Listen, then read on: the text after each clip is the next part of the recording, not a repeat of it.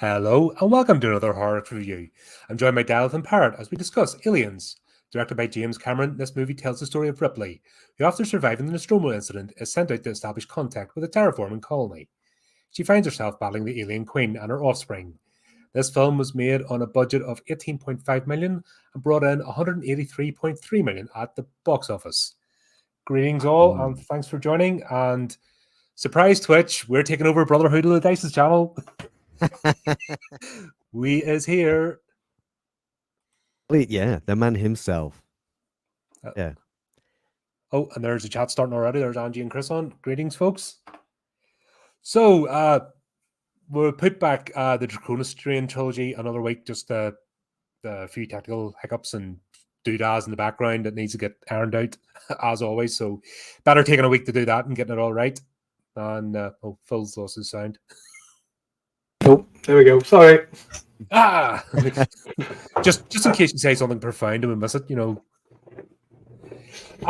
Just to make you aware, folks, on Twitch, before we continue, we'll be doing a few tests of some things in preparation for tomorrow night. So, if you don't know already, tomorrow night we will be starting Helter Skelter, a Call of Cthulhu adventure, and there will be a giveaway. So tonight you might be asked, if you're on Twitch watching this, you'll be asked to type a few things in the chat, and then we'll be running a bot to see if it works. Better doing it tonight than tomorrow thinking you win the prize or something goes wrong, and you know how it is. So it's all new technology we're having to play about. And moving forward as well, we'll be sharing channels as we do these role-playing games, because it seems a fair way to go about things. You know, we're forming a bit of a collective now, so that's... we'll use the technology, use our tools that are... But there's Angie on already. Test. Excellent. Yeah. Thank you very much. Good. Everything's working. That's always a good start. Yep, I think I've sorted out my technical issues, including the spectacles. Right, that's always handy. Being able to see is good. Yeah. But here you go. Here is Aliens, the sequel that I don't think any of us expected at the time was going to happen. It's a bit of a shock, I think. Yeah. 7 years between the original. Yeah, I mean it's not the longest, I guess, gap between sequels, but it's a fair old amount of time, isn't it? Yeah, because we discussed last time. It was a standalone movie. You know, there was no hint of it being a franchise, or that wasn't really in the radar back then. No. I don't know if that was such a big thing either back in '79. You know, the big tentpole blockbuster movies becoming franchise. I guess it was to a degree, because there were films like Jaws, which spawned, you know, nonsensical sequels. How soon was that though? How soon was Jaws 2? That was 78. Oh God, was it that soon? I think it was 75 for the original. 78 was it? 70. It could be 77, 78. It was later for the original. I'm going to have to look. No, it wasn't that long afterwards. 78 for Jaws 2, yeah. Oh yeah. God, wow. And 70, spot on, 75 for the original.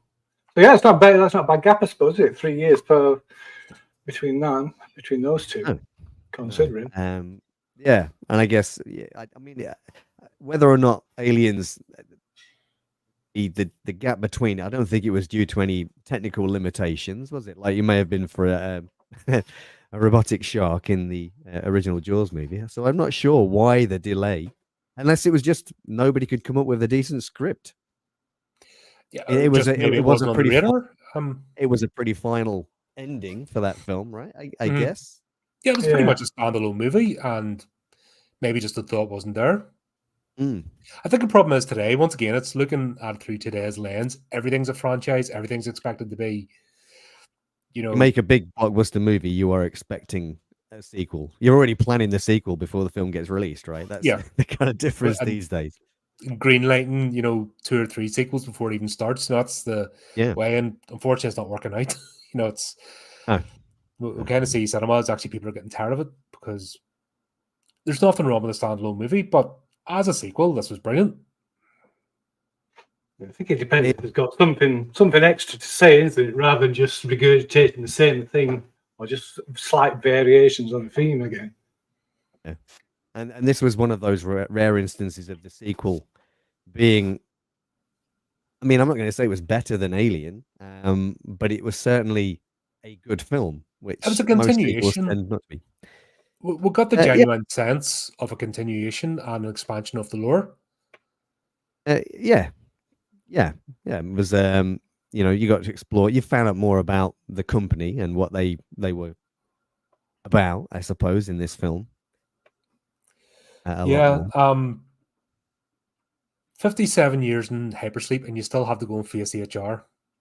Like, that's horror in itself. I mean, it is. Yeah. I mean, we were saying this, that Aliens wasn't a horror movie. Clearly, it is. But I don't know. Is that more like? I mean, you can expect that kind of behavior now, right? Yeah, exactly. That's the thing. This was foretelling of the company corporate culture. Yeah. Like, yeah. So I don't know. How should we be that surprised? not really, especially when in the first one we know the company knew about this. We know that orders were given to collect the sample, and yet they'll barefaced drag someone over the coals and throw them. Despite surviving this and doing what they can. I mean, the company is supposed to be like it's massive. It's a massive corporation, is it? So I mean, there's every possibility that the people that she was talking to, other than Carter Burke, obviously, who was who's actually the villain of the piece. No spoilers, but it's a spoiler. It's always a bit vague though as to how far up it goes, though, isn't it? I mean, that was it. I mean, and it's quite strange because you have this corporation that obviously functions. I don't know. It's almost like some kind of Nazi regime, is the way it kind of feels. But everybody seems to have quite a bit of autonomy and have got their own little scams inside things running. And Burke kind of he basically says that to Ripley at some point, doesn't he? When he says, I didn't tell anybody because there would be no profit in it, effectively. Yeah, and we'll get that idea of it's still the Wild West in space because do I get the claim on this if I go and look at it? It's all very much that mentality. Yeah, but he's still very much a company man, and so there's a bit of a juxtaposition. Is that the word? In that sense, so I guess this corporation is so massive that it can't keep an eye on everybody. There's a certain amount of autonomy, although everybody seems to be pulling in their own direction. It still seems to be the direction of the corporation wants everybody to pull in. Well, it's today. Each division in the company effectively is in competition with each other. I use Hasbro as an example. Was it Hasbro did or Mattel did the Master Universe stuff? That was Mattel. Mattel, sorry, right, Mattel. So the boys' toys division of Mattel were outperforming Barbie, I think it was, for the first time ever. Or Cindy. Cindy, wasn't it they did? You know what? It was Cindy. Yeah, sorry. Barbie's Hasbro. Okay. Yeah. So that's where brought the whole She-Ra thing in. But they gave it to the female, the girls' toys division. Yep.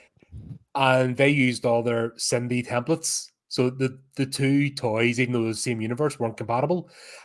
And effectively you had two divisions of the same company trying to destroy each other. Oh. And then that's where the whole Masters Universe thing went bust. Oh, I was completely unaware of that situation. Yeah, it was absolutely crazy. But that wasn't that long. No, that was the late 80s, I think, whenever that came out. Yeah. So it wasn't even the 90s. I don't think it's any different. I mean, you get sort of backstabbing and scheming at every level of corporate life, don't you? I mean, whether it's in the far future or today, I don't think it's any different. I mean, I mean, I used to work for a charity, and the amount of like backstabbing that went on and office politics are unbelievable. I started off in charities and community work in my early career, and God, that's why I'm such a cynical old shite now, because the nice people, supposedly, that do the nice works are the most nastiest people you'll come across. That's bizarre. Yeah, I did work for a large corporation for a project. I'll not say the name of the company, but even within that, you would have the manager in charge would be ringing you separately and going, I know I'm in London, in Northern Belfast, but I want you to be my man. I want you to keep an eye on people and report back to me if they do this, that, and the other. And then we find out that he's ringing everybody and doing that. Yeah. And then you had the team, and we were temporary, contractors brought in, and you had the small team, and one of us went for the permanent job and got it. And they were out within 4 weeks of taking the job because of the nastiness, because the person who was the supervisor of that team didn't like their face and wasn't one of their people. And it wasn't even anything political, religious, blah blah blah. It was just didn't like your face. Yeah. Just constant players playing people off at each other all the time. Yeah, and you're like, wow, or civil service departments, you'll have people who have a running feud for like 20 plus years. Sitting 2 desks across from each other, and that's like the Grand Canyon between those 2 desks. And if you dare be nice to one person or even do a favor or help them out more than the other, that's it. You've committed war. You've committed an act of war. But it wasn't until later I started to understand aliens and the universe, because it's frighteningly true. Eye opening. Yeah, maybe a slight exaggeration on the way things are today. I think actually it's dialed down compared to today, because they're quite prepared to destroy people's lives. If you say a bad word about a movie, you think about the entertainment industry. If you just happen to be a reviewer and you say a bad word about a movie, and that's what they're trying to push at the moment, they will, if they can, destroy you.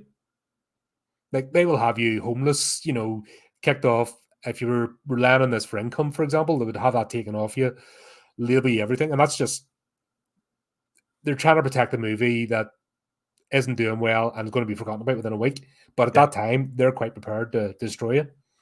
It's crazy. Human beings for you, I guess. I mean, I think Ripley's line was right, wasn't it? She doesn't know which species is worse. Yeah, because at least they're not each other for a percentage. That's right. Yeah, precisely what we're doing. Yeah. Yes. Talking of Ripley, like, this is more her story. Aliens wasn't her story, you know what I mean? She was obviously the final girl and the survivor at the end, but this is definitely Ripley's story. Like, we see her dealing with the aftermath of the Nostromo incident. Yes. Yeah. It was more of an ensemble piece, the original, wasn't it? This is definitely, she's the lead, the main character, and we follow her pretty much constantly through that film, don't we? Or through this film. I guess that's a big difference in this one. Yeah, and I think is she the original female badass character? Well, I would say she's certainly the most famous one. I'm not sure if there's obviously we had Princess Leia before, and we've had a few characters in the 70s, but I would just say she's a strong character. Like, she's an example of a strong heroic character. Yeah. But of course, we all know that no women were heroes until Jennifer Lawrence. Them's the rules. Apparently. So I think Ripley go anyway, but wants a word.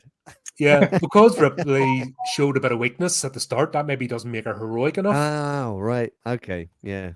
And she wasn't got that whole thing with the child going on. Yeah. Imagine that. Imagine having a child and being upset that you're in hypersleep for 57 years and just lost her within 2. Like, that's just not heroic enough. That's why these modern women are so much better. You know what I mean? In every way, because you can emotionally bond to them more than feel, like you're feeling for Ripley, that you're feeling the loss. How dare we? Yeah. Or is that just being us being misogynistic misogynists of I misogyny. mean, it might be a bit of that, maybe.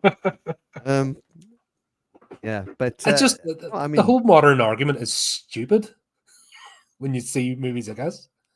yeah, I mean, because I don't think we'd quite seen. I mean, I guess she was a strong character in Alien as well, because it's the same character. Yeah, I don't think we didn't see her as an action hero type character as we see her in Aliens, and that that's was probably a why big difference. And I think she was probably the prototype. I mean, I don't recall any female characters being quite as action oriented before Aliens, and I've not seen every film, so I could be completely wrong. But certainly for me, that was I was probably what the well, I had the 15 Avengers in when the you- '60s, but that was a TV show yeah, with Honor yeah. Blackman. I mean, that's true. Yeah, and Joanna Lumley. When did Joanne Lumley start? Was With- that not in the '80s? Is that not later? That was 70s, wasn't it? God, is it that long? That was. So the Look Joanna at that as Lumley, well. you're talking about the new. But Honor Avengers. Blackman was the original. Yeah, that was Yeah, she was. the new Well, Avengers. she was, I mean, even then, I still recall with the Avengers, there was still quite a number of times where, she was left to the main, Honor Blackman or Diana Rigg were left to be saved by Steed or whatever, wasn't it? As in Patrick Swayze kind of turns up. You never really saw it happening the other way around. And I haven't seen every single episode of the Avengers probably. So I think there was a few. I think there was a few episodes of New Avengers where Joanna Lumley saved the day. I'm pretty. Okay. Yeah. I'm pretty sure there is. It's been ages. But yeah, 1976. 1976. Yeah. But that's the thing. It's always been there. It's just that today they're trying to forget that we grew up.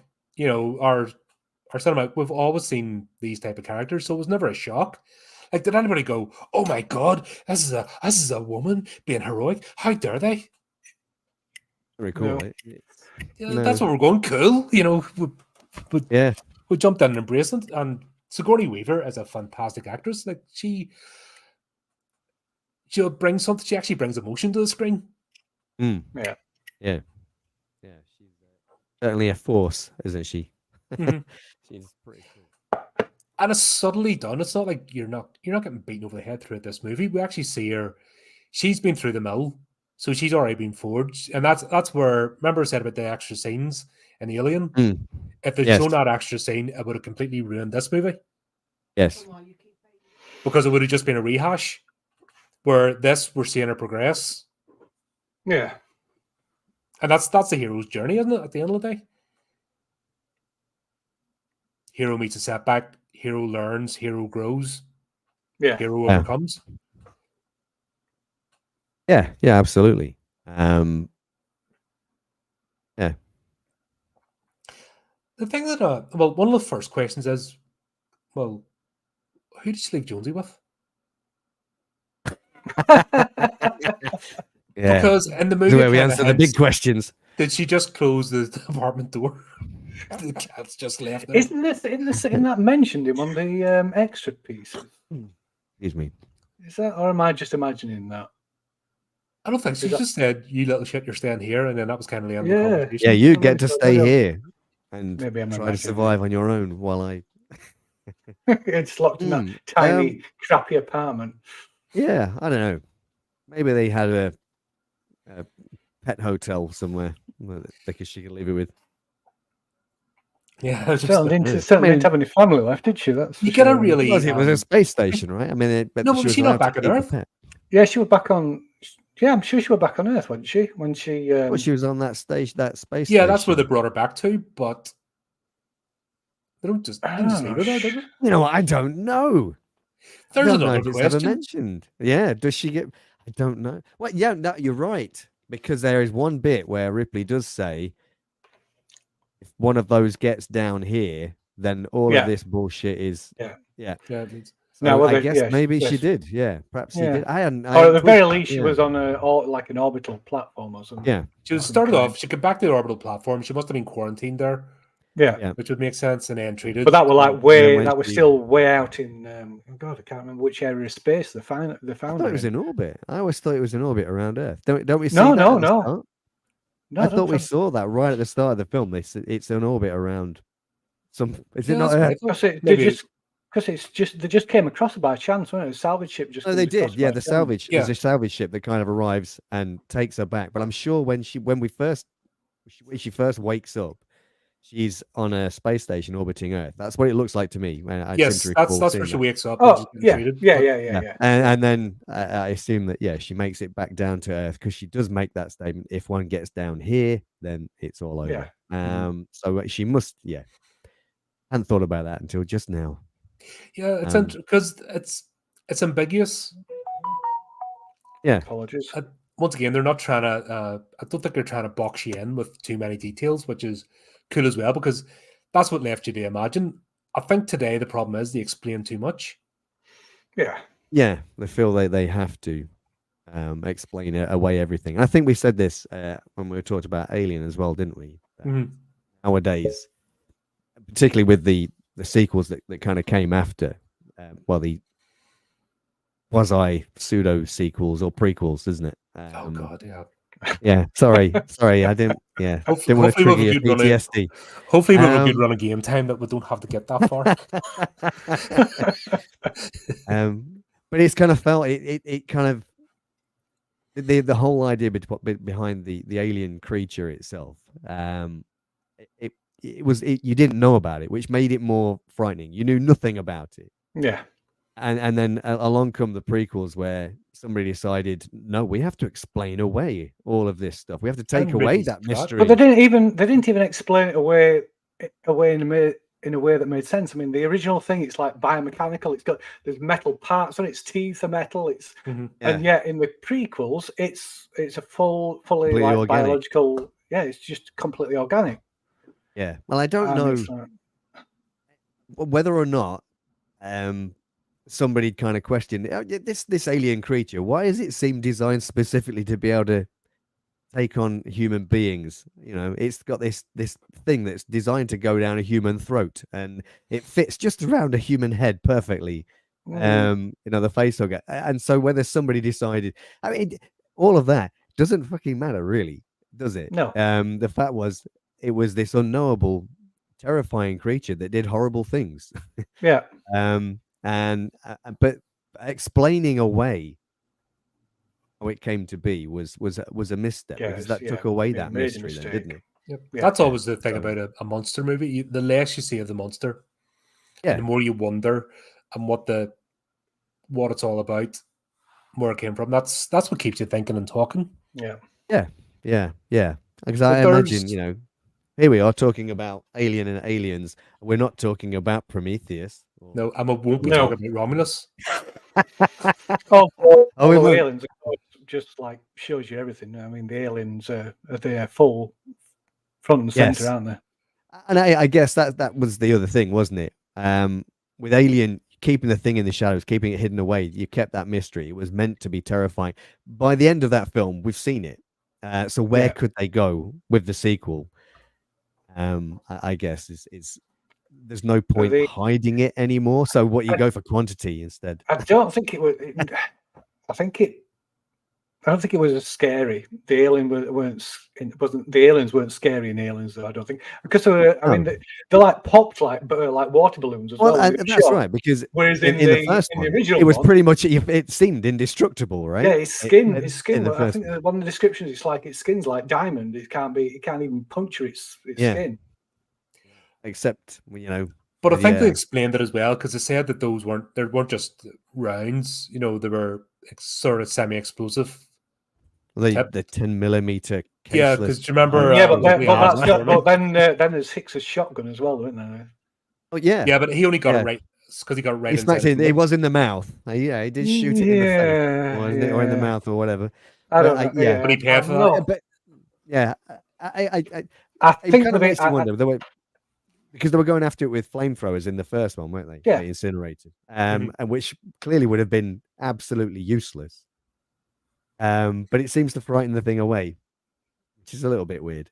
And so it deterred it to a certain extent, I think. Didn't yeah, it? yeah. And then in Aliens, they come along, and that's a big thing, using flamethrowers on the aliens again. And I don't know if it's ever shown whether they're particularly effective against. Yeah, I mean, we you never see them an burning all the alien get eggs up and that, destroyed. but you never see an alien Yeah, I being don't set on think fire.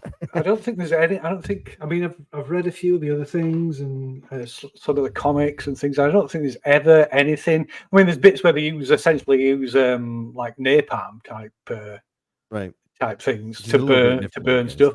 But even so, yeah.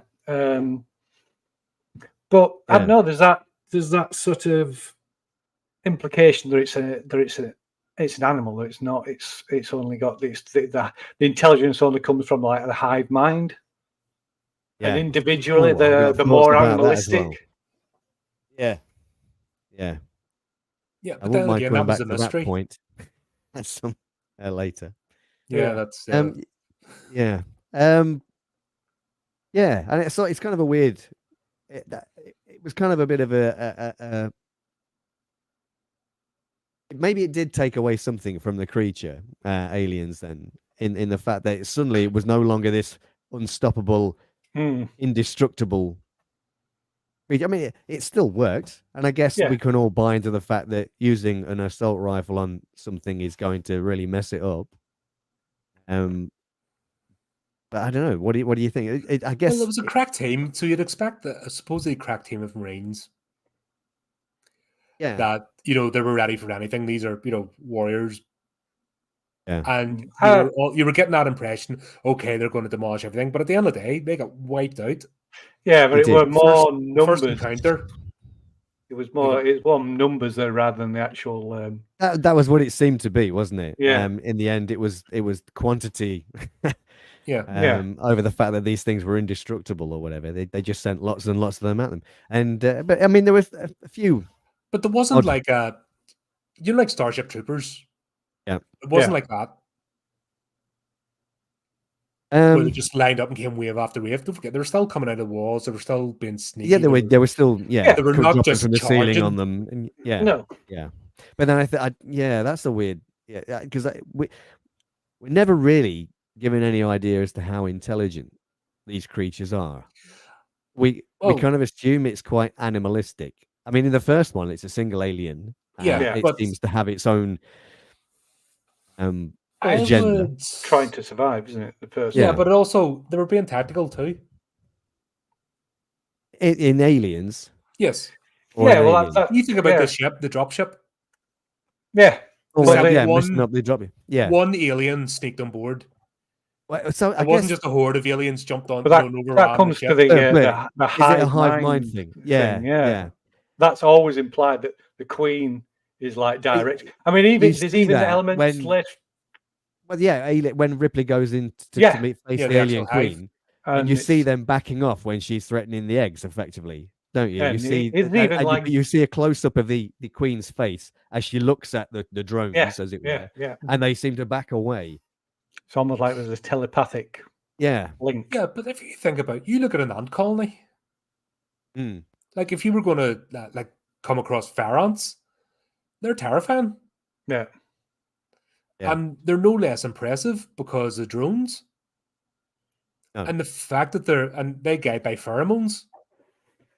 It's not psychic, it's pheromones. They actually communicate with pheromones, and they are so organized. And the fact is, you hit an anthill and you're going to get messed up, even as a human size. Anything smaller, you're in trouble. So you think that being ramped up to 11, and it's the same concept. Yeah, well, whether it's psychic or pheromones, I mean, it's certainly. I mean, I just want to revisit that idea of this hive mind thing, because I thought, to be honest, I thought that was probably the weakest part of the whole concept of this film. And I don't know about the rest of it, but when I can't remember if I read the novelization before I saw the film of this, and I remember I actually got angry at the implication that these things were like, they acted like insect-like, if you like, because it just seemed like such a cliche. And when we'd seen the alien in the original film, we'd never seen anything like it before. And and then along comes Aliens, and it kind of felt like it cheapened it a little bit, because the idea of the what's the most alien thing you can think of? Oh, and the insect, the way insects or ants or bees or whatever behave, that's really alien, but it's not really, is it? No, and it just seems to have been a sci-fi cliche Yeah, quite some time, even by the time Aliens arrived. So when that appears in the, I kind of, I really don't like the Alien Queen but bit. who's the one explaining it? Hudson, like the Judy Mong, like that guy's an idiot.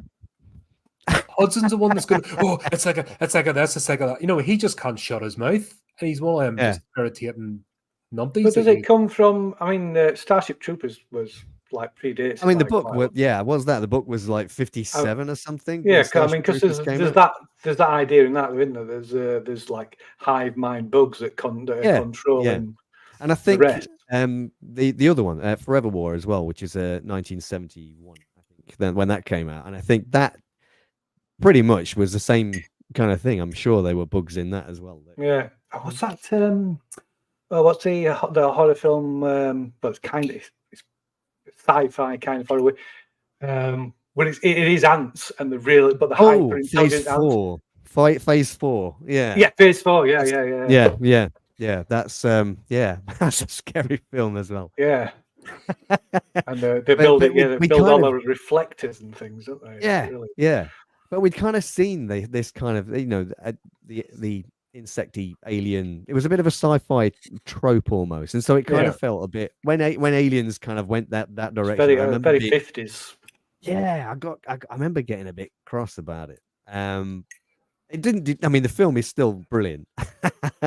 I love the film, but just that aspect and the Alien Queen bit bothered me as well. And I guess it felt like a well, we've seen the alien now. We've got to have a big finale for this film. So what are we going to give? What can we do? Yeah. It's a big finale, and so I know we'll have an alien, but really big. Yeah. Well, that's, I mean, it's that's why I said it was more of an action movie, than a horror movie. No, I guess so. But I don't regard it as a horror movie. No, Aliens is not a horror movie. No. And I think that was reflected in the certificate when it was released as well, because I believe Alien was it was 18. I mean, 79, X rated at the time. Oh yeah, X rated. Yeah. Whereas Aliens was definitely a 15, wasn't it? Yeah. Yeah. Well, there's a good question from Chris there. Did playing the TTRPG enhance or enlighten your opinion of the Alien movies? Sorry, my wife is sneezing. I didn't quite catch that. Oh, sorry. Playing the role-playing game enhance or enlighten your opinion of the movies? I think it enhanced it, because although it includes stuff from the prequel, from Covenant and Prometheus, I don't know what you're talking about.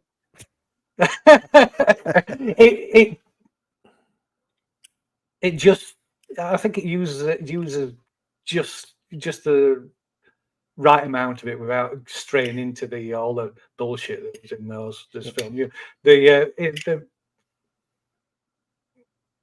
I don't think it seems to absorb part of it into the canon, but not while ignoring a lot of the bad stuff. The sort of studio guff that Hollywood, yeah.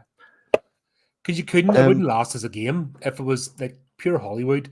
I took all that nonsense. It wouldn't last as a game. You wouldn't be anyway intrigued or interested in playing it.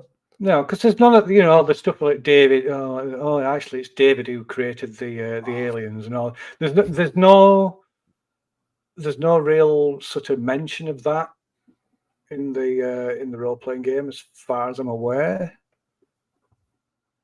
Yeah. Some of those like crappier elements. Well, I think. I mean, I guess the idea of the whole thing with David is that it's not actually experienced by many people. Not many people encounter him and live, right? No. So I guess when you're looking at it from the role-playing game perspective, is nobody's made it back to tell anybody about David, right? No. So, I guess that's they can kind of Yeah, leave that bit that aside, allows them to push it to the back. Yeah, which is quite handy. I don't know if I'm pretty sure it wasn't planned that way, but I mean, it's quite useful for Free League, I think, to be able to ignore the crappier aspects. Yeah, because the I mean, lore. essentially, it's just they've just used it. They've taken the extra creatures. So there's more. There's a bigger range of creatures. Yeah, rather than without all the crappy baggage that came with it. Yeah, that's the best you can do. Is you take the best bits from something and expand upon it. Use what's good. Because I think, I mean, like Charity Gods. I mean, that's all about the black goo and the abominations and the neomorphs. The neomorphs, but I don't think it fit when you're playing that, or certainly from point of view of running it does. I don't run. I wasn't never running and thinking, oh, this feels like using the shit. It's using the shitty bits of those shitty films. I still think it felt like. Oh, well, I mean, obviously, you two can understand better than I can. Yeah, well, no, as playing it, it gave more of a vibe of the first film, I think, when we're playing that particular. And the first part of this movie. Yes, yeah, because we see more of the interplay with the corporation, which I think we dived into more than rushing to meet the aliens. The interplay of the corporation and the backstabbing and the games and the, hold on, that's not our contract to do this. But I think I think that aspect. I think it excels films like this in the same way that zombie films, good zombie films, focus the zombies that are in the background, and it's the interplay, the like backstabbing and the like social drama between the characters. And I think in the sense that's similar in the Alien films, but it's the company and the. That's probably more. You see that more in definitely in Aliens than in Alien. I think Alien, the company is left a little bit more mysterious, isn't it? You don't know much about it. You don't learn much about the company in the first film. It's not until the second film comes along that you start to see more of the machinations and what these guys are getting up to. A lot more. I mean, you're already aware the company is willing to sacrifice people. Yeah, without that, Aliens. I mean, originally, because wasn't Burke wasn't originally in the original script. It was. Was he not? No, it was a different guy. It was the corporate guy. I forget the name. It wasn't even called Burke. It was a different corporate guy, and he was just kind of in the background of the setup, and he never actually in the original script. He never actually goes along. Yeah, but he was kind of like just really neutral, not particularly nasty. weren't kind of an okayish kind of guy, and there were never any of that corporate backstabbing in the original script. Okay. Burke's so Burke never existed. But Burke definitely was a plot device. Yeah, well, yeah, exactly. I mean, without Burke in Aliens. My question was a massive thing of that, Peter, like sort of counter objectives and butting up against each other. Because I guess we kind of see the company, and then having the when they're kind of debriefing Ripley and all that, you kind of see like the company process. They're not actually traumatizing part. Being anyone's dealt with the HR. But I mean, at that situation, they're being dicks. Right? Yeah.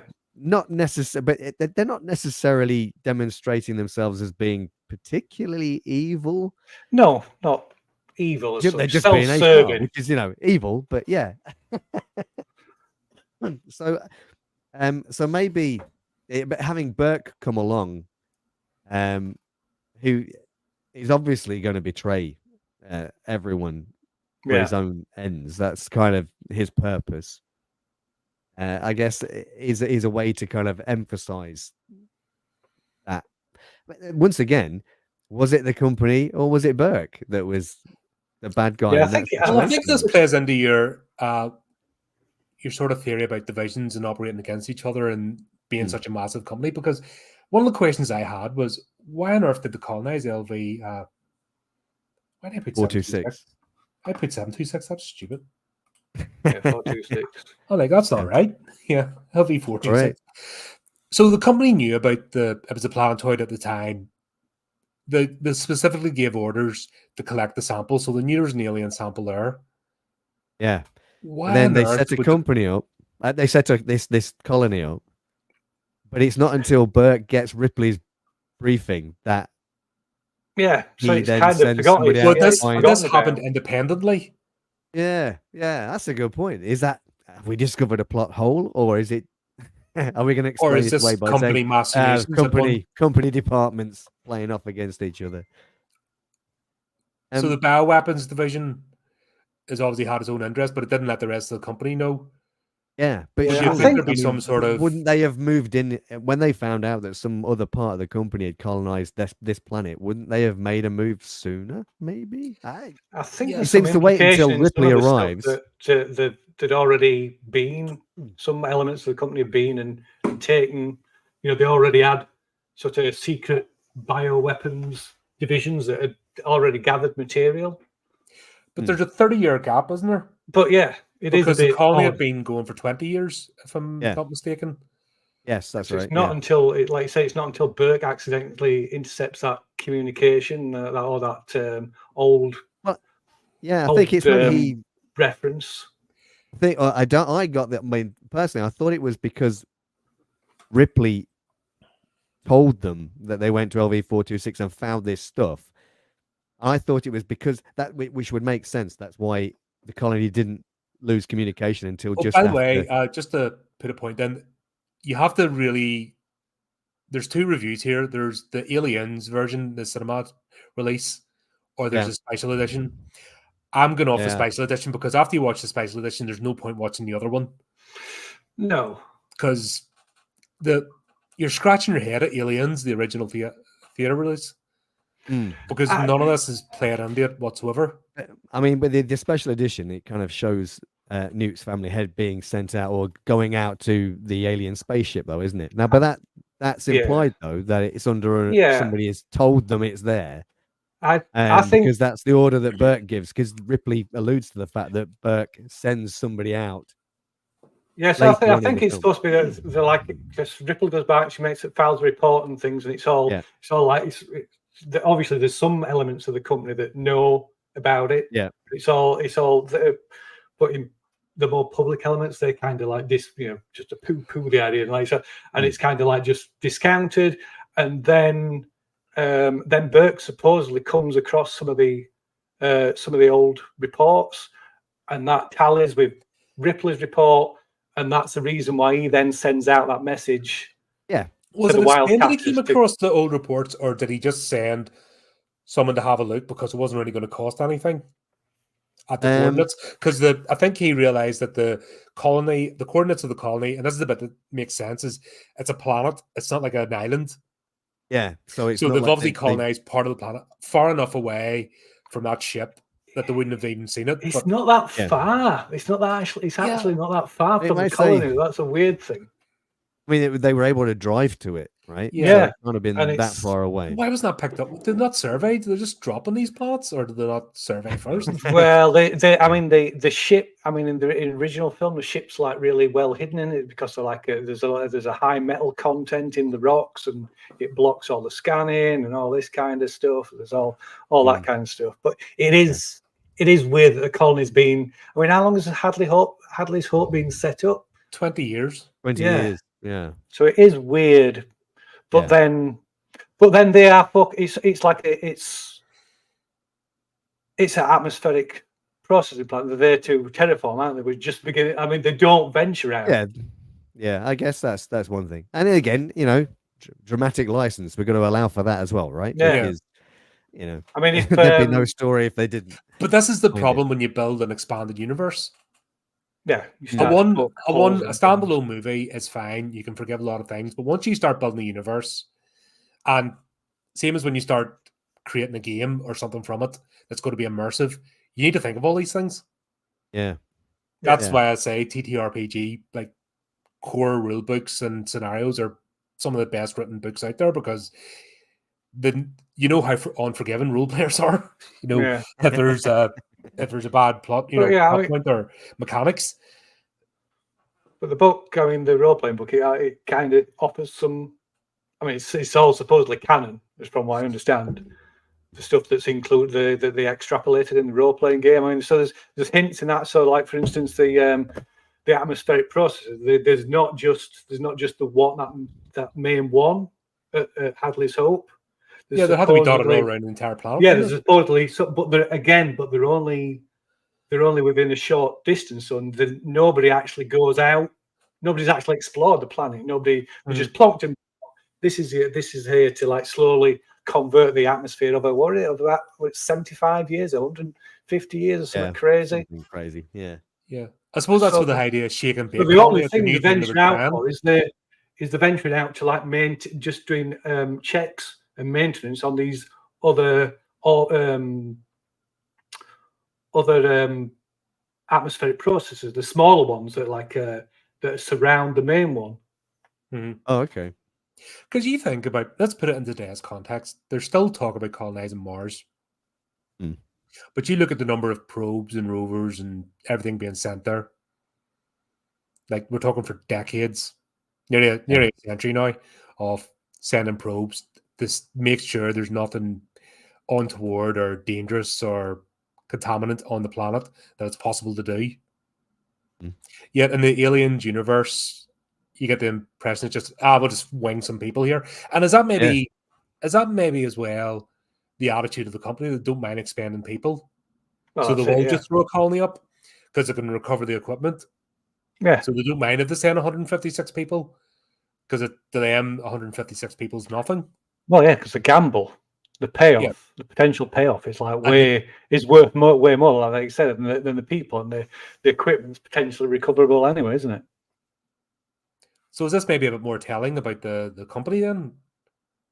That they have no problem doing this, and the world. It's also. I mean, again, it's stuff that's expanded on later, but there's also that thing of, like you said, it's like it's almost Wild West. It's the new frontier. It's like pushing forward, and there's the other factions. There's the UPP and all the different, the different extensions.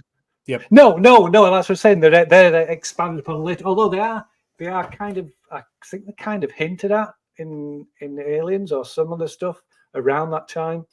That so there's that. I think this all came out after this movie. I mean, this movie kind of lit the fuse.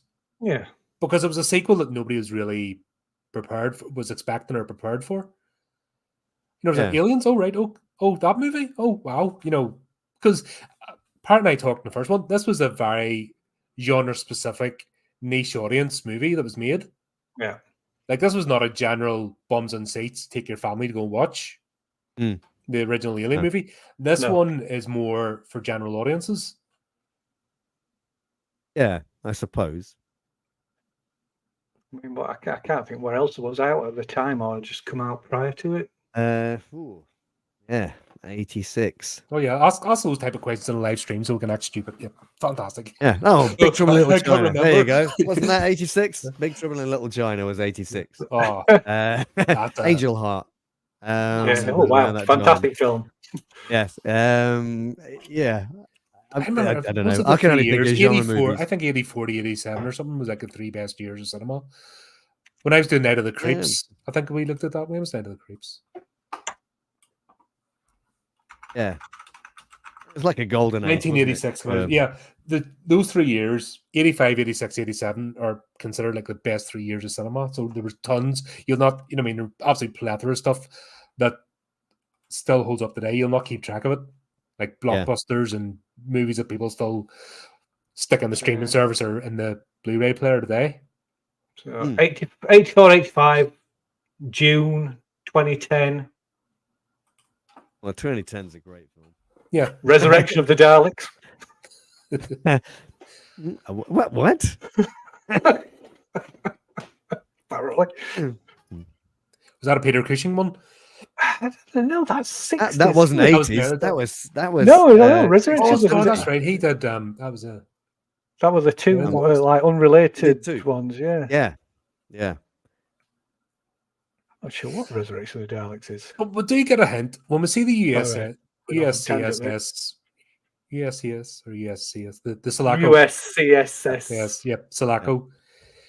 Did anybody ask, even watching Aliens for the first time, going, what the hell did they need that for? Yeah, no, I don't know A if that massive would ship. have been the first thing that somebody. But it was not just a makes me ship; think- it was a battleship. You know what I mean? You remember seeing the big It cannon was. underneath? And you were kind And of forward- alluding to there being kind of other organizations that were, or political parties or whatever that were at odds with each other. Because you kind of think, what were the colonial marines for example? In Aliens, you've no idea why they were, why they had them, or what their job actually entailed. It was just we've got these marine guys that go out on these massive, great big ships. Yeah, so there were kind of hints of it, weren't there? I mean, there were like hints that they were like sent out to enforce the colonial law on like outlying colonies, where like colonists were like revolting against. Was that ever mentioned in the film? Yeah. There's some when they talked about talked about colonists like pulling colonists playing up, and then there's that talk of they said bug hunt. I remember that. It's not bug hunt. I mean, they mentioned that, which kind of is and there's that as well. Yeah. So are there aliens encountered before? The eponymous xenomorph was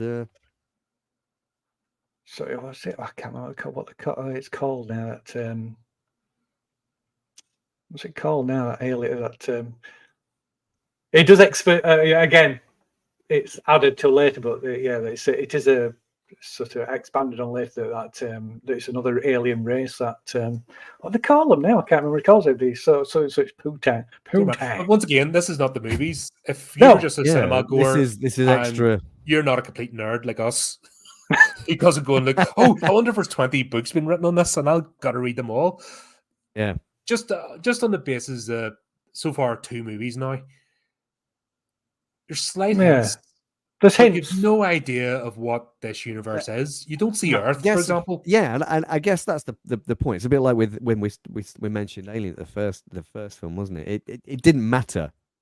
You didn't need to know that detail. All you needed to know that there's these guys with big guns and a big ship, and they fight stuff. Yeah. And we didn't need to know about the rest of that to enjoy the film. You didn't need to know why were the Marines created? Why is the Sulaco got all these drop ships and massive guns and nuclear missiles on it, etc. We didn't need to know that. We just knew that they existed and they were going to go and solve this particular problem. But the thing that drops the question, if it had been like another Nostromo and it had a crew of Marines on board, right? Think of the Abyss. You know, it was just a science research vessel, but they had a crew of their SEALs on board, and they weren't. You know, I mean, it wasn't a military ship, but these guys just came and took up bunk space. Yeah, if it had been more like that, be like the questions. Modern oil, the cargo ships that might have armed people on board to prevent piracy or something like that. That would have worked as well, right? But I guess. But the fact that the idea is that maybe this part of the thing is that it's trying to demonstrate they got these guys with all this high-tech equipment, all this training.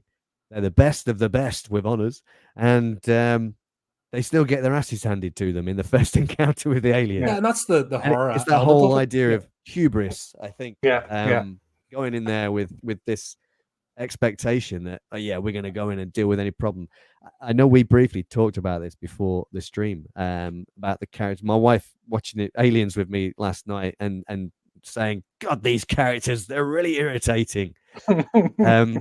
And because most of the Marines are obviously these massive egos.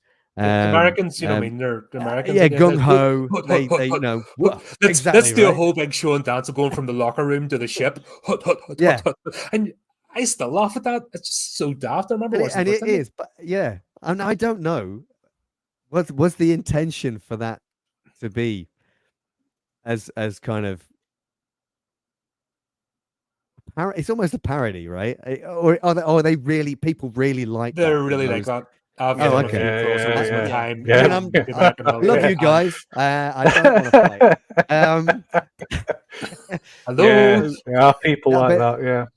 Yeah. And so you have this idea that these guys, you know, that think they're unstoppable, unkillable, or whatever, and they're going to go in, they're going to solve this problem, no sweat, and then they just turns out that they've bitten off way more than they can chew, and it's just a way of kind of bringing them, showing you how formidable Let the me give you an aliens are. example. I was Florida with the Florida National Guard. And they have this, they set up these bases, when they're doing exercises, and they have it like zoned. So you've got red zone, yellow zone, blah, blah, blah. And you need passes to get in and out. And us being Brits, always up the mischief. That's first, second, third priority is to get up the mischief. And then you with the other your guys. job afterwards, Yeah. I remember one of our sergeants, because it's funny as well, the rank structure, because they can't get over our rank structure, that at their so-called lower ranks, you have so much command, and then when we did the crossover, they realized that we're like 3 steps up. Oh, right. So it's all weird to cross over the ranks. But I'm speaking with our friend. I'm like, okay, you've got a Humvee, right? Okay, and you've got the red pass. Yep. We can go to. Do you know where I'm coming from? Nothing. And it's like, yeah, we can't get out. It's like, oh, there's a big, because we were like going, oh, there's a big lake. We've got the map and all. Oh, there's a big lake here, and they've got jet skis and stuff. Yeah, but we're in the blah blah blah. I'm like, and I'm trying to build this picture. Okay, so you've got access to the vehicle and you've got the pass to get us out. And I'm trying to, just let him fill in the blanks himself.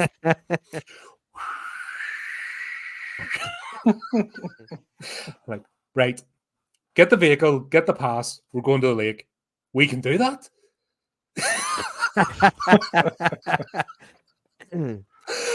Yes, we could do that. And we're all kitted up.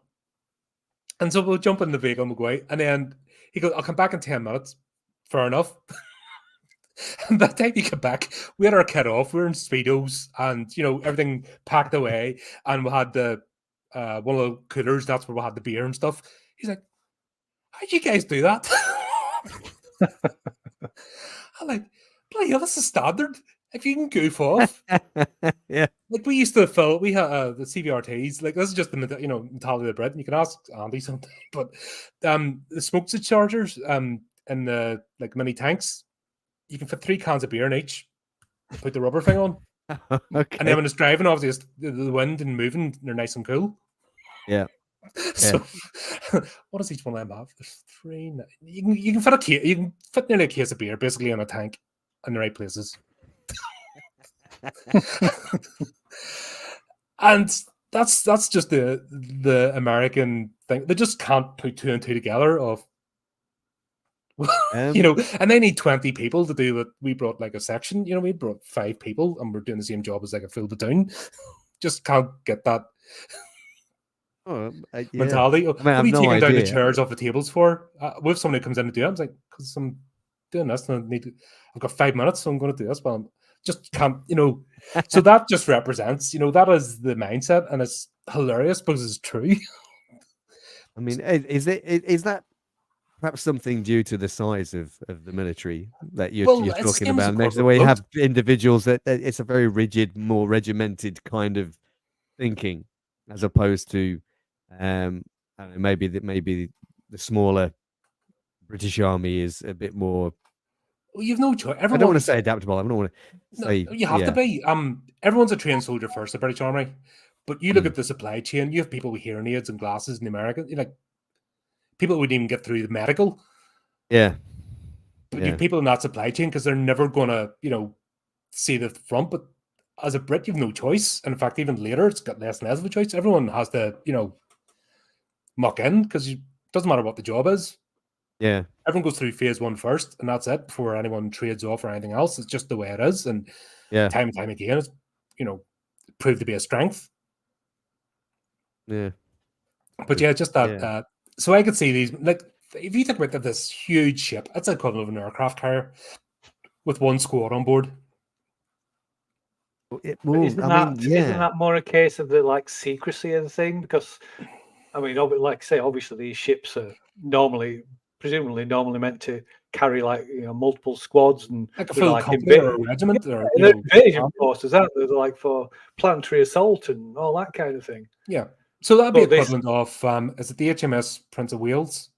Big aircraft. The commando carrier.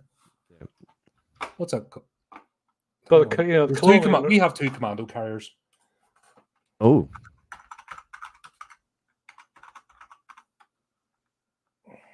Is your friend? That was a bulwark in the carrier straight. Oh, for God's sake! Not the Queen Elizabeth. HMS Ocean. Sorry, my apologies. The Prince of the Wales. That's the latest aircraft carrier. No, HMS Ocean's a commando carrier. So that's the equivalent of a regiment. That's a commando. It's a full busy regiment. Okay. Of Marines. That's what that's designed for, but it has a full naval complement as well. So to me, that's the equivalent. That's what I'm saying. There's something funny because that's when it's talking about profit and expense. Is this where the filmmaker's going, oh, shiny stuff? Like it's James Cameron at the end of the day. I mean, more than likely. Yeah. But then again, you never ever see the crew of the ship. No, do you? No, obviously there's other people piloting the. It must be. And we don't know how many crew there would have. Get a message, there'd be a support squad woken up, a reservist squad, a reserve. Then, like I say, it said, but then there's the whole secrecy of the thing because Burke's done this under the whole mission's under the radar, isn't it? It's not. With although it does have military jurisdiction though, doesn't it? Because that's what Ripley says in the film. So, but then the military is essentially owned.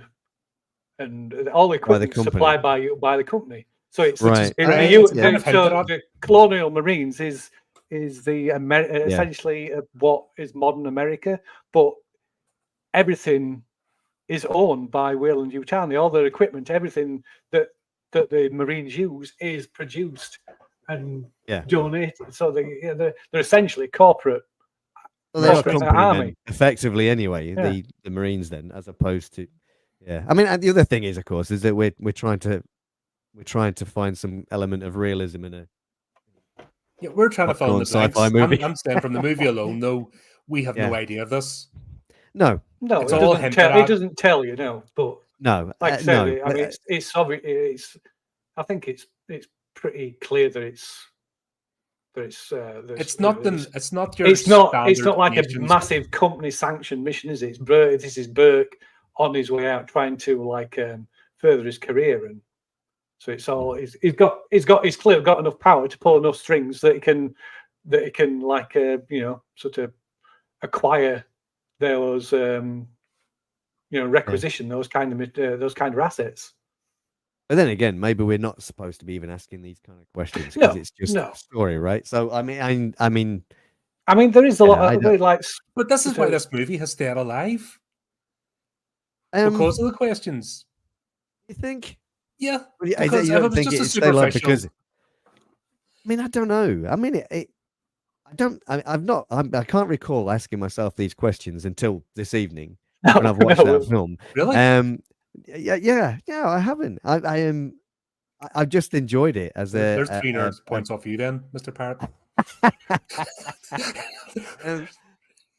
But the guy that was bemoaning the alien queen thing. So, but when they're making something like this, there's like so much work goes into the background stuff. They're like stuff that's actually on the screen is only a fraction of the information and stuff. There could be reams and reams of hundreds of pages of all background information and the detailing what this is and why this is and why this looks like this. Would there have been something like that for aliens? With aliens will come out as well as a little annual. I mean, look at Peter Jackson's Lord of the Rings and the amount of stuff that's check out our in the background. There's never that's there's all the work that's put in, all the background stuff that's there to put on, and only a fraction of it's only actually sort of there in front of your eyes. But we're seeing today when they're not doing that, how it looks on screen. We're seeing the fact that they don't do this sort of preparation. No. And how things just are forgettable before you even leave the auditorium. In fact, before you even watch the end of the movie, you've forgotten the first part of the movie now because it's just so bland and same and no thought has went into it. Where there's still that element in the 80s that at least that you had to put thought into these sort of movies, or else people wouldn't. There has to be something ticking away in the back of your head, even if you don't see it straight away, to make you think about the thing, because that's how they. Don't forget, a completely different landscape. You had the cinema release, which was the initial box office return, but then you had the VHS release to go to the rental stores. So they're banking on you even watching this movie the first time that you were intrigued enough to go and watch it the second time and repay more money. Yeah. Remember, that was the business model. I mean, a year later, this is going in the rental stores. And that was their secondary income. So they had to think this way about movies. They had to think the long-term game. I don't know if you're giving filmmakers, even from 86. No, but not even the filmmakers, but the pen pushers. Not. Why were movies? Why were movies like that? Why were movies so? Why is those 3 years in particular as well such a ground? Ground zero for iconic movies. It's because they had the rental market. It wasn't just the initial cinema release. They had the secondary rental market to think of as well. So they wanted something that had legs that you'd still want to watch a second or third time and go and rent it in the video store. Yeah, but I don't have know the excitement, the secondary excitement of it appearing. Oh, now it's available, and that's before it even so hit TV. You're thinking that having all of this background developed in before the filmmaking process is that was a deliberate attempt to intrigue first of all, people. they had to translate. That's the way people made movies. They had to have all this built up because then they had to know how to design stuff. Because that has to translate on screen. It has to make sense. It has to have you intrigued. Yeah. Each scene you has do tend to find that there are little backstories created, and even the actors do it with the characters. That it's unofficial, completely unofficial, but they'll come but it's up all with part of the backstory for their character, just so that I just think there was more of a spurt of creativity. Yeah. Like this is slap bang in the middle of the golden era of cinema. 1986 is slap bang. Because, like I said, when Steve and I did Night of the Creeps, we looked at this briefly, and those 3 years of cinema have been the best ever produced, and stuff that you can still stick on today and enjoy, like we are doing now. Like Aliens was just one of them. Are you talking just genre movies as well, or not even genre? No, just in general. There's an absolute plethora. If you look at the movies released in those 3 years across genres, you have absolutely ton of movies that have stood up today. It's an amazing thing to look at. I'm surprised people haven't done it more. But those 3 years in cinema history, absolutely amazing. Yeah, and I'm thinking, I'm not. And the more I've thought about it since back then, even before I came into Aliens, the student rental market, they had to make movies that you wanted to watch again, because there was a chance to make, even if they didn't initially make it in the cinema, there was that secondary market of don't forget it was 150 quid a go. You had to be you could only buy a VHS tape if you're a licensed retailer. And it was 150 quid a pop. A retailer would have bought a cassette for, and a retailer's buying maybe 8 or 9 of these for if you remember Extravision back in the day, or most of them, we didn't have the big multi-chains like Blockbuster, but you had a lot of standalone video stores. And independently, they were buying 8 or 9 copies, because that first initial, remember the new releases section, they were always like 2 or 3 quid more. The rent, before they went into the back with the general releases. There's a whole business opportunity there. And I think they were aware of it, so they had to make movies that held up, that a year later down the line you were going to rent. Yeah, I mean, perhaps. Yeah, I mean, I haven't thought about it or looked at it in that kind of detail, but it's good to think about, because when you understand why things are done, then you can maybe see where it's going wrong, and then the reasons why, and then how is it going to turn back. Like the DVD, the ability to buy home DVDs is what killed the rental market. Once the likes of Virgin and the HMV come up, and people were able to just buy straight to home DVDs, the rental market was killed. But there was still that thing with cinema, though, because even in the 90s, there was still that idea, okay, we'll have to make a movie that's good, because people are going to then buy it. for home. Yeah. You know what I mean? There was still that thing. Today, because they haven't figured out the streaming market, they've completely lost the plot. And that's why movies are all over the place. You can just see that they haven't got the business plan there. They haven't got the thought. Because they don't know whether to release straight in streaming. Do they release it in the cinema at the same time as streaming? Do they do it a week later? They're all over the show. And then when they don't know what they're doing, that translates down into the actual creativity. So that's why the whole thing is an actual mess, just because they don't have that strategy. Where in the 80s there was a strategy, and even if it didn't hit, they always wanted to hit first time, but even if it didn't, they had the rental market. Yeah, there's always that chance of building the cult audience. Yeah. And that's not even being our level of, wanting to buy novelizations or play games or, the spin-offs. This was just a general market. You think novelizations are still a thing? Are they still a thing? I don't know if anybody's done. Because sure, I used to buy reads anymore. Do you remember Futura publications? Yes. Yeah, they were like 90s. They were massive. That was the publishing house for film tie-ins and crossovers, but that died out in the 2000s. What killed that? Is that just a case of because people were more inclined to watch the film because they could buy the film on DVD? You didn't need to read the book. Decline of people reading, in general. Mm-hmm. Yeah. So reading died until Harry Potter. Yeah. It was, that's the thing. J.K. Rowling, she reignited people's interest in actually reading books again. Print media was on. Books were on their way out. Necessarily lasted. I don't think that. No, well, that's with all the young adult stuff came up, and we just got absolutely bombarded, and then it's I think it's put people off. Yeah. And then obviously today with the internet generation, why would you read something when you can just watch it or why would you watch an entire movie when you can watch a 5-minute clip? Yeah. That's kind of where we're going now, Right. And now it's getting to the stage. A minute is too long for a video now. They want you to do a 20-second, 30-second video. You go TikTok. Yeah. No thanks. I'm sooner. This is where I'm happy to be. Or even quicker, Snapchat. Yeah. That's still a thing. Something I don't know. Something similar. I don't do social media. Yeah, I don't understand it. I'm a grumpy old man. I don't follow that. Yeah, no, I'm embracing that grumpy old man. But yeah, there was a whole reason why they wanted the movies to last, because they knew there was a secondary opportunity to make money. Was that from the filmmaker's point of view, or was that just like the? Well, the filmmakers are still guided by the studios. They only get greenlit if they have. Yeah, well, that's what I mean. It's the studio that even then it must have been more the studio that were driving that idea, wasn't it? Surely.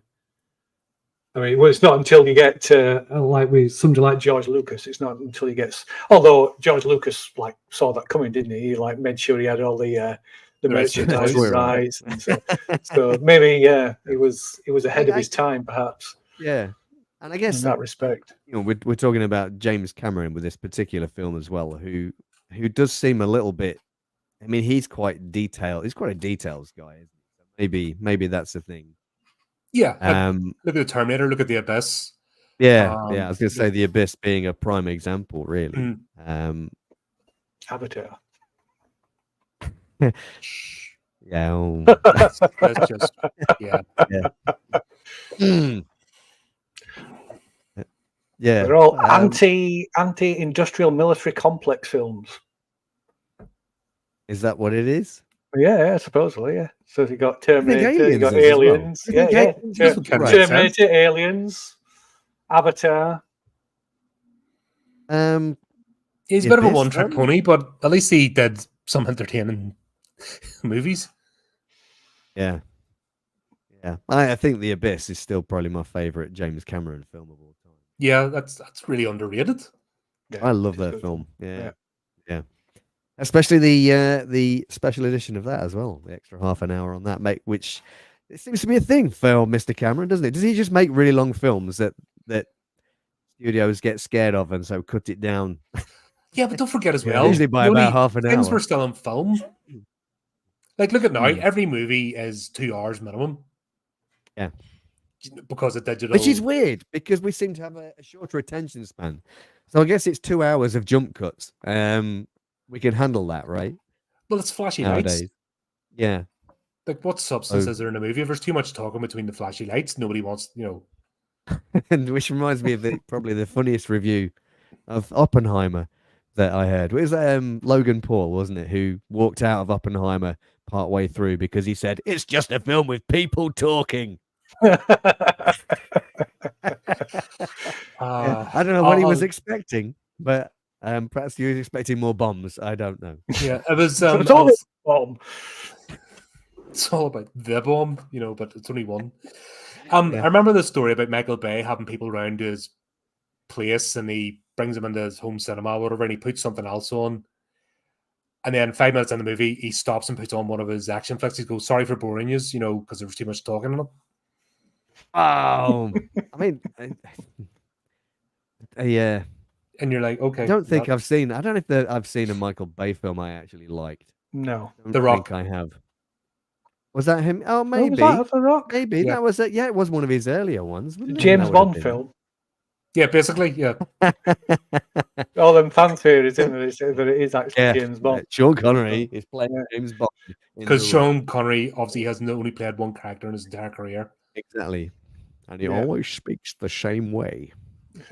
Especially that's why he didn't play Duncan MacLeod, because he couldn't do the accent.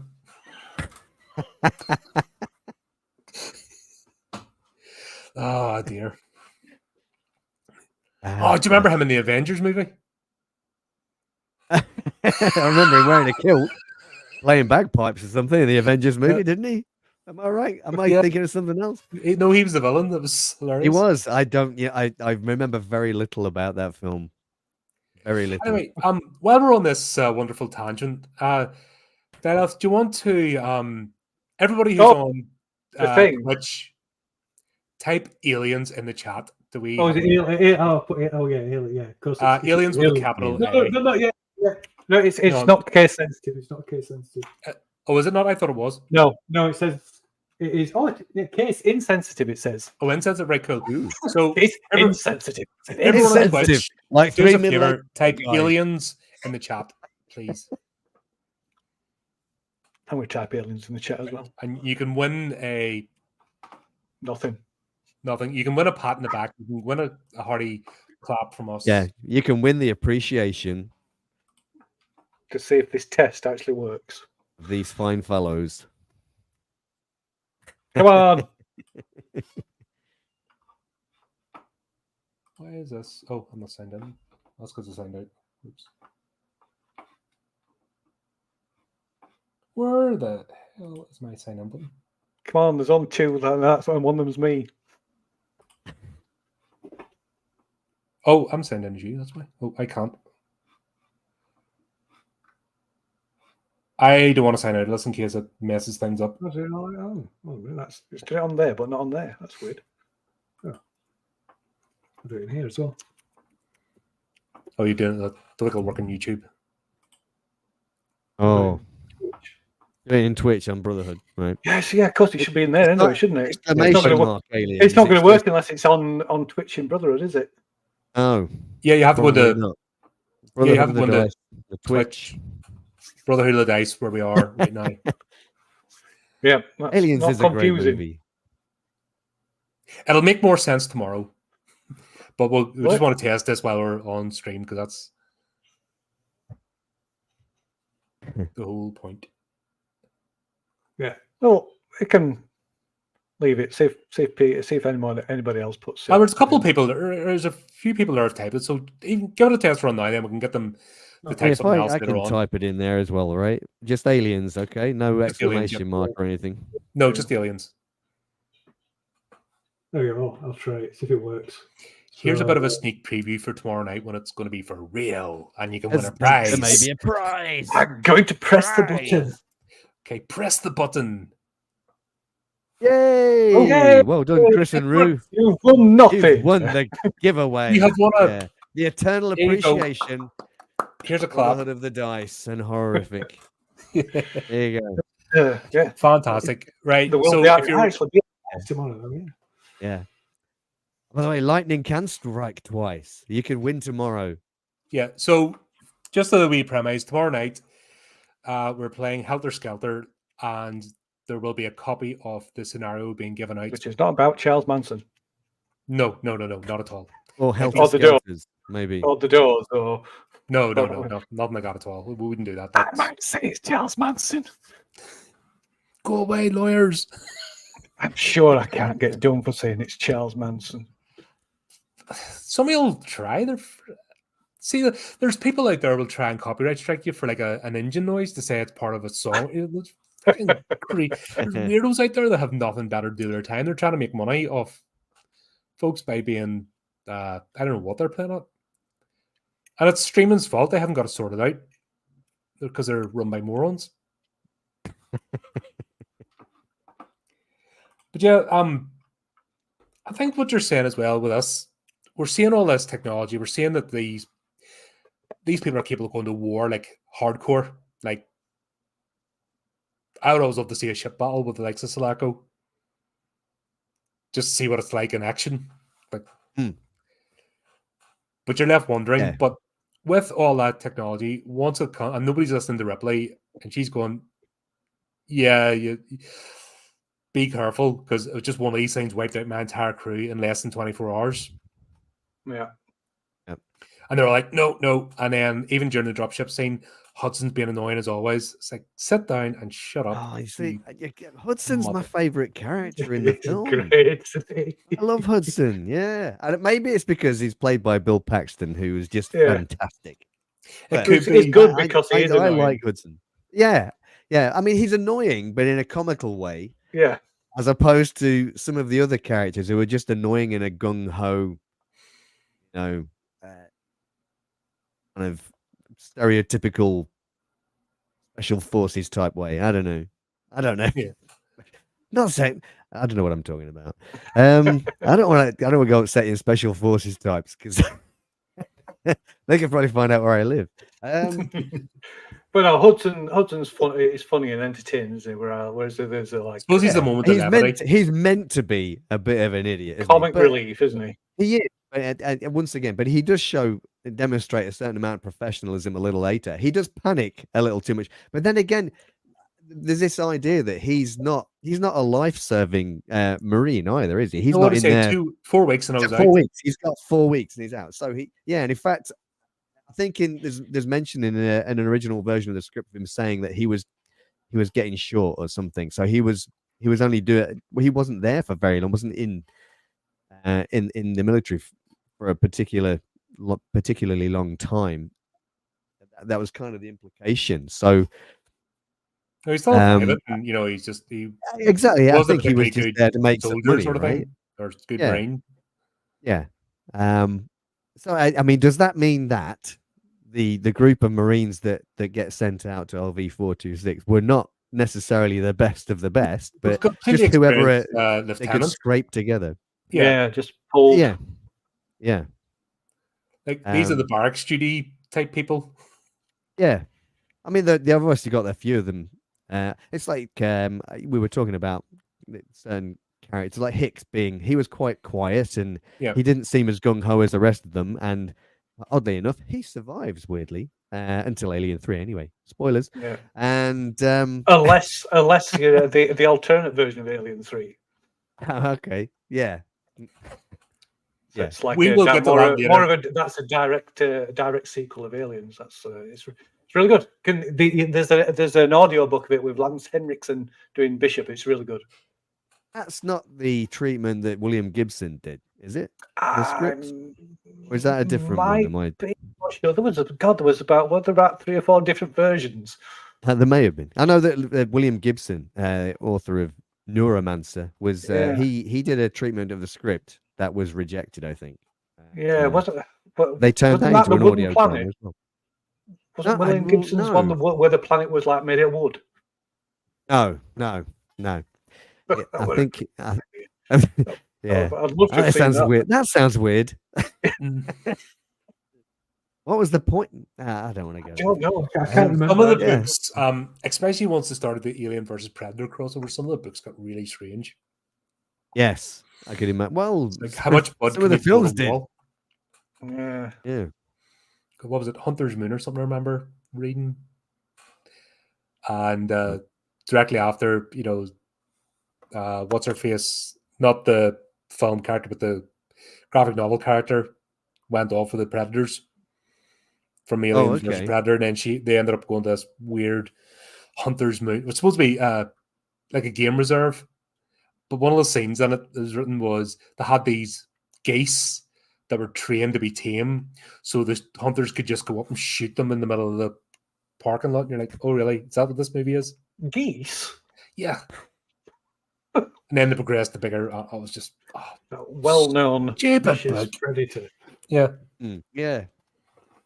Yeah. But that's Well, what they you were could tell. armed. That was the Whoever's writing problem. it was anti-hunting. They armed the geese. Has anyone ever been attacked by a goose? I've been hissed at by goose. I've been chased by one. Not as frightening as a swan, though. Like if there had been swans, you swans, can understand those things are scary. Just set the queen on the swan. Yeah, they got the old big wingspan. They don't. Oh yeah, they're just like. Yeah. Set the queen on a swan, she'll sort you out. Especially now she's a bit zombie queen now. So. Fun times. Well, that's kind of surreal, Phil. I don't know your mind, man. That's what happens when you're thinking up scenarios all the time. Yeah, I guess you get slightly warped, and then you want to try winning Helter Skelter tomorrow. I'm told that's full of psychedelics and I can imagine. And I'm with the right crew to play it too. So there you go. Just a screen will make your eyes bleed. Yeah, that is fantastic. Yeah. Stand by. You ought to watch it tomorrow on Brotherhood of the Dice. Absolutely. Yeah. Where were we? We were just after the initial geese. cluster of the radioactive geese were released. Proper sidetrack. But it was cool though. This is another way. We start to see Ripley as a strong character because the whole thing in the APC when everything just gone to pot. Yes. And like I said, we're seeing all this gung ho stuff. And that just falls apart at the first contact. That's it. Yeah. Yeah. And then they just become screaming, blobbing wrecks of people. Yeah. Yeah. Now, do you think that was a particularly realistic portrayal of the of a crack squad of Marines? Yeah, but see, here's the thing: the crack. Here's the thing on the forces, right? See the ones that are the top tier. Yeah. They're quiet. They don't go around swaggering about. It's the idiots who are the ones that am of this, am of that, blah blah blah blah blah. Right? They're always the ones when they're the ones you stay away from. Yeah, because that makes sense. When shit hits a fan, they're the ones blubbing in the corner, a wreck. It's the quiet professionalism you're looking for. Yeah, I think yes, that's probably the thing, right? Yeah, and these characters definitely didn't exhibit the quiet professionalism, I guess. No, they're just yeah. Except for Hicks again. Hicks was obviously the only Marine, and maybe a Pone. Yeah, I don't know. I was screwed on a little bit, but I always took it as it being more that they were overly confident, and they were that well because they're a well-oiled machine. In fact, in that one of the quotes, a well-oiled machine, and they're just so used to like going, doing things by the numbers and everything like you follow this, and it. But then this was something completely unexpected. And and that was and none of their tactics, none of the training, like we're suggesting that have you ever heard the phrase the knight with the shiniest armor hasn't had his metal tested? Oh, okay. Yeah, so it's all they've all the kit, all the gear, no idea. It's all shiny. They're luxury apartment cruise ship. All have got their special lockers. Everything's all laid out neatly and shiny, and the hut from the locker room to the front of the ship. Yeah. Before they've even Although we're kind of led to believe that these have done operations before, though, haven't we? Because they said, "Is this another bug hunt?" So you kind of figure they've done stuff before, I guess. But I think, I'm just of the opinion that they're given this kind of bravado, this overconfidence, and then they're brought down real quick just because they want to. The filmmakers want to demonstrate how dangerous these aliens are. I guess. That how cool. formidable they actually are. And it works. I think it was pretty cool. And but I quite like the idea that these guys were. I like your idea now that these guys were probably not that great. Yeah, but think of here's another scene that really tells.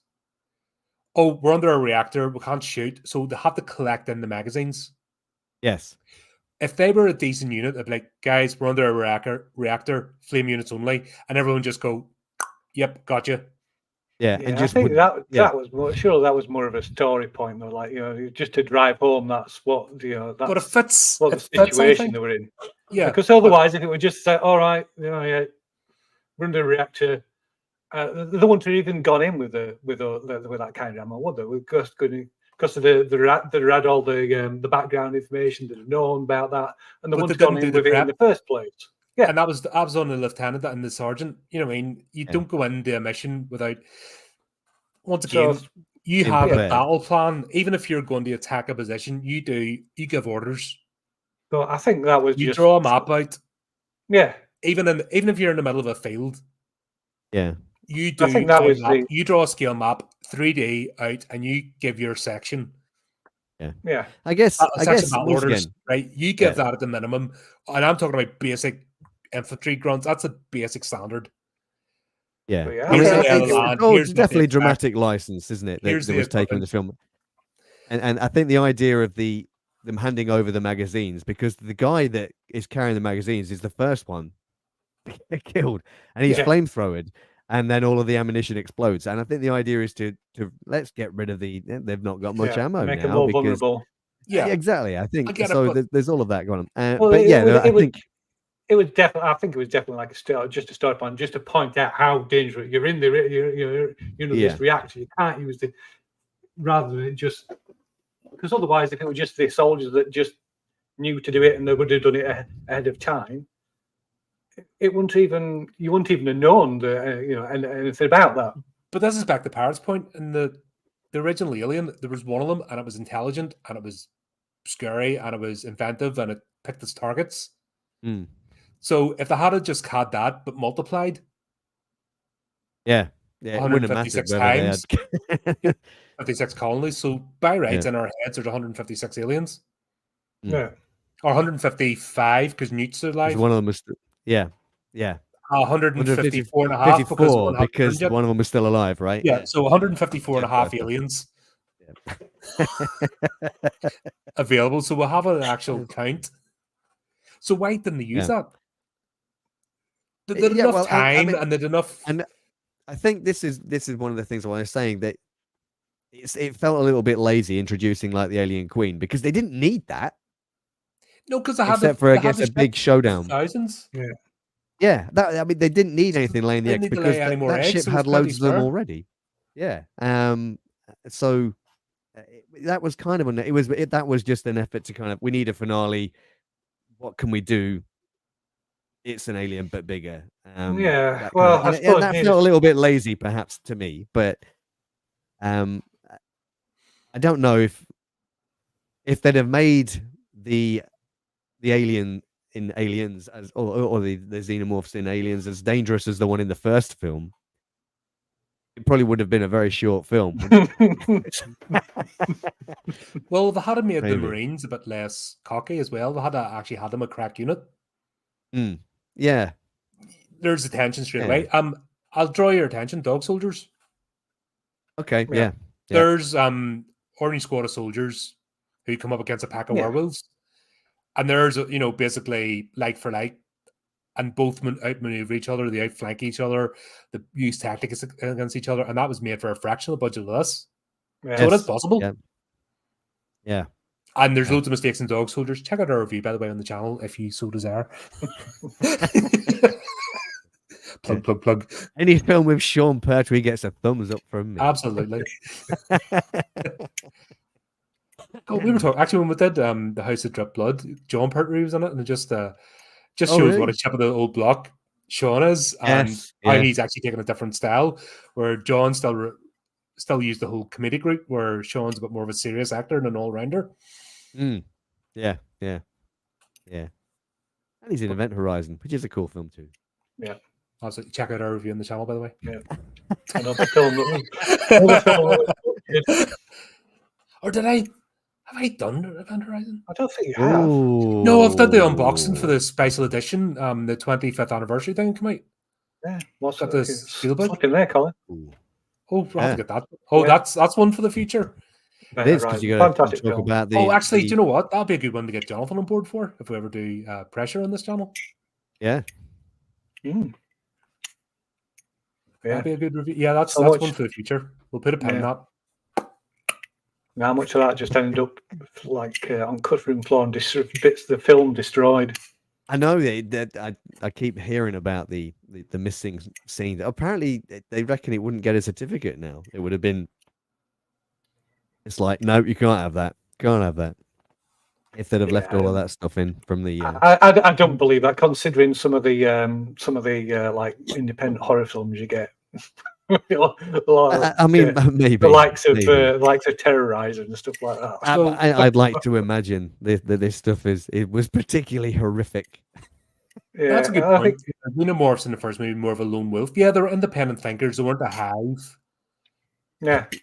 Well, it's like that does go back to insects though as well, because it's like wasps. I'm not sure if it applies to bees, but certainly wasps when the queen will die off, and then all the wasps, the drones, they become independent. They'll all go lone wolf, and that's why they act completely. They're not working for the colony anymore. They're not controlled by that hive mind, and they go off and do their own thing. That's why you get these huge like wasps, because they're just like feeding themselves. Oh, okay. That makes sense. So the introduction of the queen. And then obviously she produced the dumbs them down to a certain extent, yeah. So but like people actually, you can have discussions with individuals, and you can have nuanced discussions. But once people get into a gang or a herd, then the conversation just gets dumber.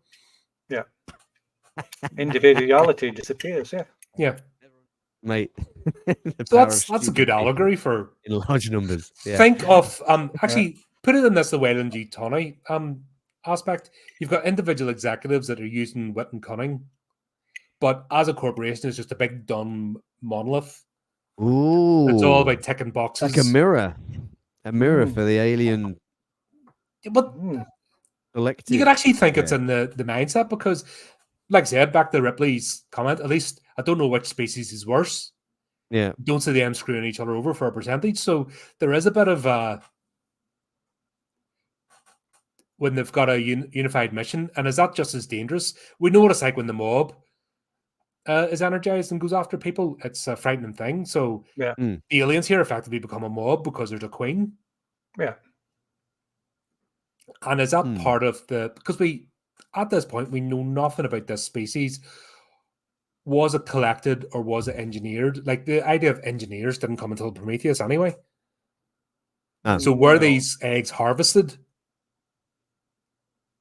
And then it went wrong for the space jockey, because they're still the space jockeys at this point. Yeah. Yeah. I mean, they hadn't turned into spacesuits, had they?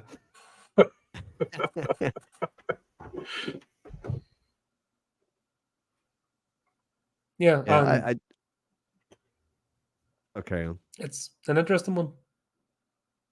Yes. And once again, we're looking at it from modern, trying to put aside what we know or what's been expanded upon.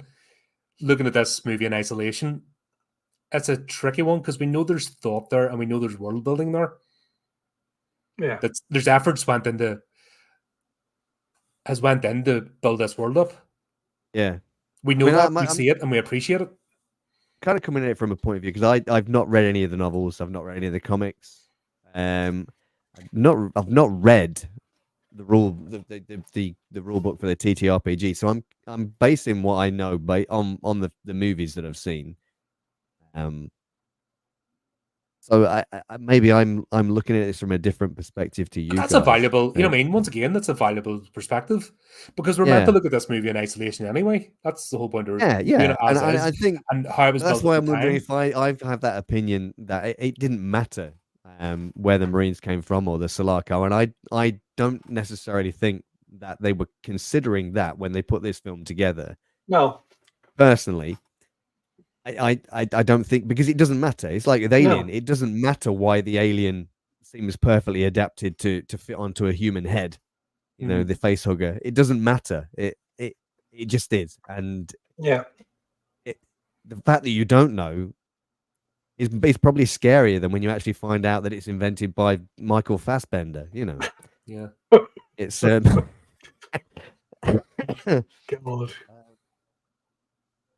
And I think with aliens, maybe I don't come with any preconceptions with as to why you've got these Marines and this big ship. It just is. Yeah, I mean, I think to a certain extent it's a terrible thing to like try and start dissecting a movie and a film and trying to pull it. It's entertaining, but I think it's sometimes detrimental. Counterproductive, maybe. Yeah. Because, like you say, it doesn't matter. Just accept it for what it is. This is what it is. You know, it's like a horror film. Why are these people in this house? Why are they going down there? What are they doing? You wouldn't do that. But if they didn't, there would be a story. There wouldn't be. Yeah, but that's what I said. The plot needs to happen. I've said that 100 times. There's a suspension of disbelief. And besides that, people do them stupid kind of things anyway. People always, I would do that. I would do this. I would do. Yes, look at the news. Would, yeah, I mean, they'll do it for definite now, won't they? Just so they can get footage of it on their camera, on their phone or whatever, and put themselves. Oh, there's a fantastic movie called Deadstream. Yeah, there's a brilliant movie called Deadstream. You have to check that out. Oh yeah, all right. It's about an influencer going into a haunted house and cameras everywhere, and it's streaming live. And oh my god, I've not seen that. Hilarious. Yeah, got a scenario. Intentionally hilarious.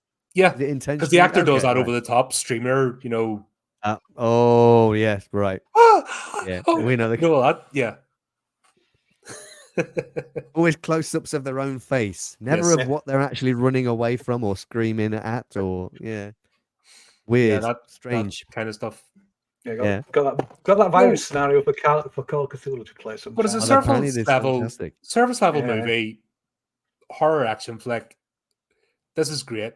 But the thing I'm trying to say is there have been seeds planted here that make you wonder. Hence why it justified so many sequels and expansive material, because if the seeds hadn't been planted, you wouldn't care. Yeah. But there are questions, you don't what's this world like? The intention wasn't necessarily to create these questions, because that's you end up with films like Prometheus that try to explain the unexplainable.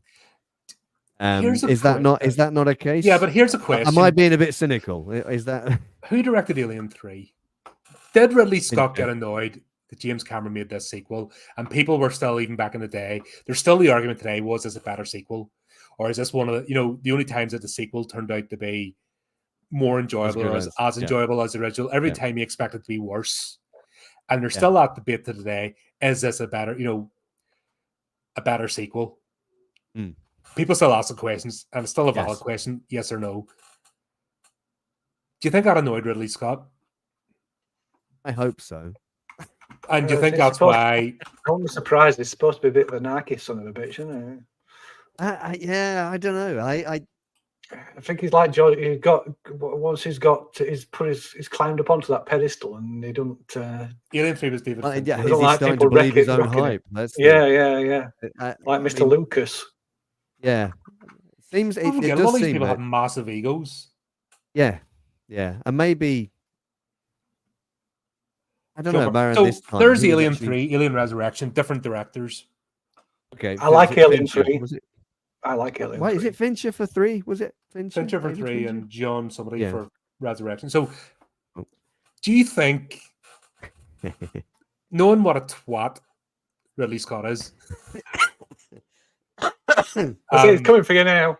You got to watch out. He's got his own team of special forces soldiers that he sends out. If you hear a boom and the door getting kicked in, they give him bad YouTube reviews. moderators have arrived.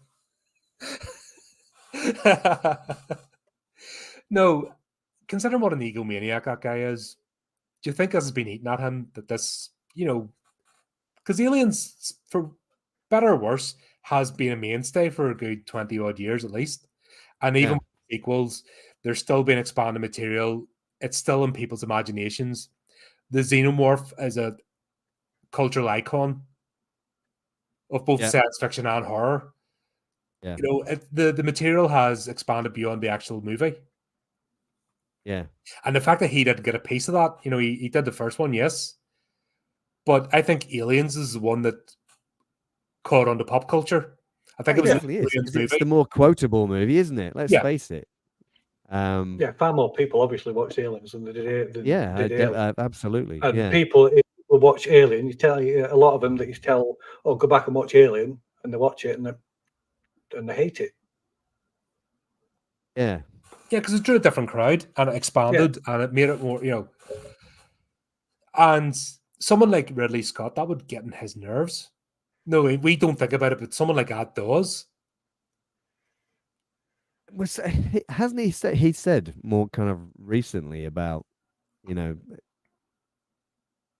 or given the impression that now that he's kind of back in control of the Alien franchise, it will get back on track almost. Is this a kind of feeling that anybody else seems to? You can't imagine him doing it. Which is weird because Alien Prometheus was he specifically said Prometheus was not. It was not an alien film, right? Yeah. He specifically said that. He went out of his way to kind of tell everybody that. Was that because, or was that, do you think, after he'd seen? Yeah, I think after he'd seen. I think they were retroactive that, definitely. I think he saw that as his return to glory. Yeah. There's no way he could have. Shot. Beautifully shot film. It looks incredible. Yeah. But man, is it dumb. I don't know. Did he have hand in the script for that one? It's a classic. It's like Prince of Darkness. The dumb, smart people. Oh, I'm the doctor of philosophy in this, blah, blah, blah, blah, blah, blah, blah. And then just act like complete morons. Yes. Oh, there's something that looks like a cobra. I know cobras are dangerous. I'm going to go poke at it. Yeah. I'm the guy that has got the device that creates the entire map of this structure from the inside. But I'm the one that's going to get lost.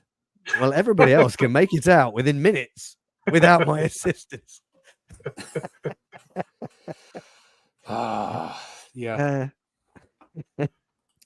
Foxy, I wouldn't hold your hope up. If you've seen the latest article on Romulus, it's a young. We don't want these experienced space truckers anymore that have actually are top of their craft. No, we want all young people. They have to be all like just hitting 20 and looking pretty who are in space because, yeah. I mean, I know nothing about Romulus. I've kind of steered clear of all of the. No, obviously, I do go searching for news articles every so often for this channel, and it's not looking good. Honestly, we'll get back on track. We will. This is the show of. Well, it's all related, but back on track though. Yeah. If these two movies hadn't seeded the universe, there'd be nothing to expand to. Oh. If there weren't those hints there of a bigger universe and lots more going on and places where this could go, even like comments like a bug hunt, you know, there would be no way to expand it. But it would just be a retread. Was that intentional? Was that intentional though? That's the thing, or was it just we need to make dialogue for these people to say things to make it look like they're experienced and that they know what they're doing? So let's mention the bug hunt. I'm of the opinion that it wasn't necessarily intentional. It's just a kind of a thing to make the world. People say things. It's casual conversation. It's things that they can drop in to build characters, maybe to kind of show you what kind of people these characters are. So, I don't think it was intentional world building. I will counter that. Yeah. When you finish, finish first. No, that's okay. No, I'm ready to be countered. Let's go back to the HR meeting. Yeah, okay. So they would have went, well, so far we have scoured so many systems, surveyed so many planets, terraformed so many colonies, and not encountered one alien species. What makes you so special? How come you're the only one that's ever encountered an alien species? And that would be the corporate line. But clearly that's not true either, right? Yeah, but they do hint. It mentions the bug hunt. Yeah, the bug hunt, and there's the Octurian Poontang. Oh yes, that is Yeah. It doesn't matter when it's Arcturian, baby. Yeah, that's right. Okay. Yeah. Which is an I alien hadn't race. even twigged on that one. Yeah. Yeah. Yeah. So how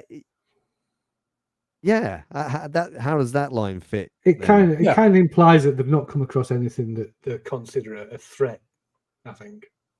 But it doesn't mean if they're it's really non, like you say when there's another book, and it's really nonchalant, isn't it? It's like, oh god, just a waste of our time. We're like trained elite Marines, and you're like sending us just on another bug hunt. Yeah, but they're not. They're I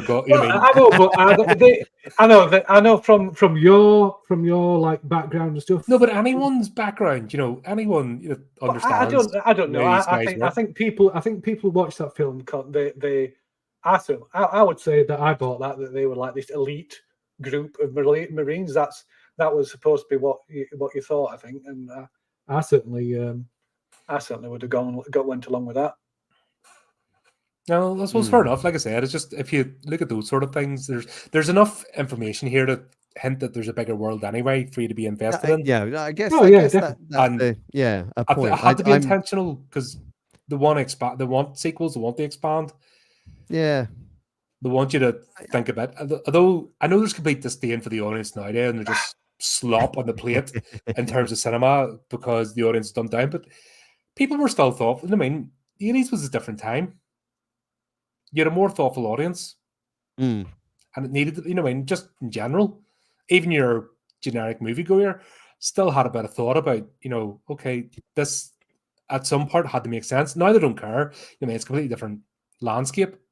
Yeah, I think perhaps maybe sequels were more audience driven back then, whereas now it's more studio driven. Like the studios just like you said, they just plan for a whole series of films, regardless of what the reception is going to be. Yeah, they're just going to steam ahead no matter what.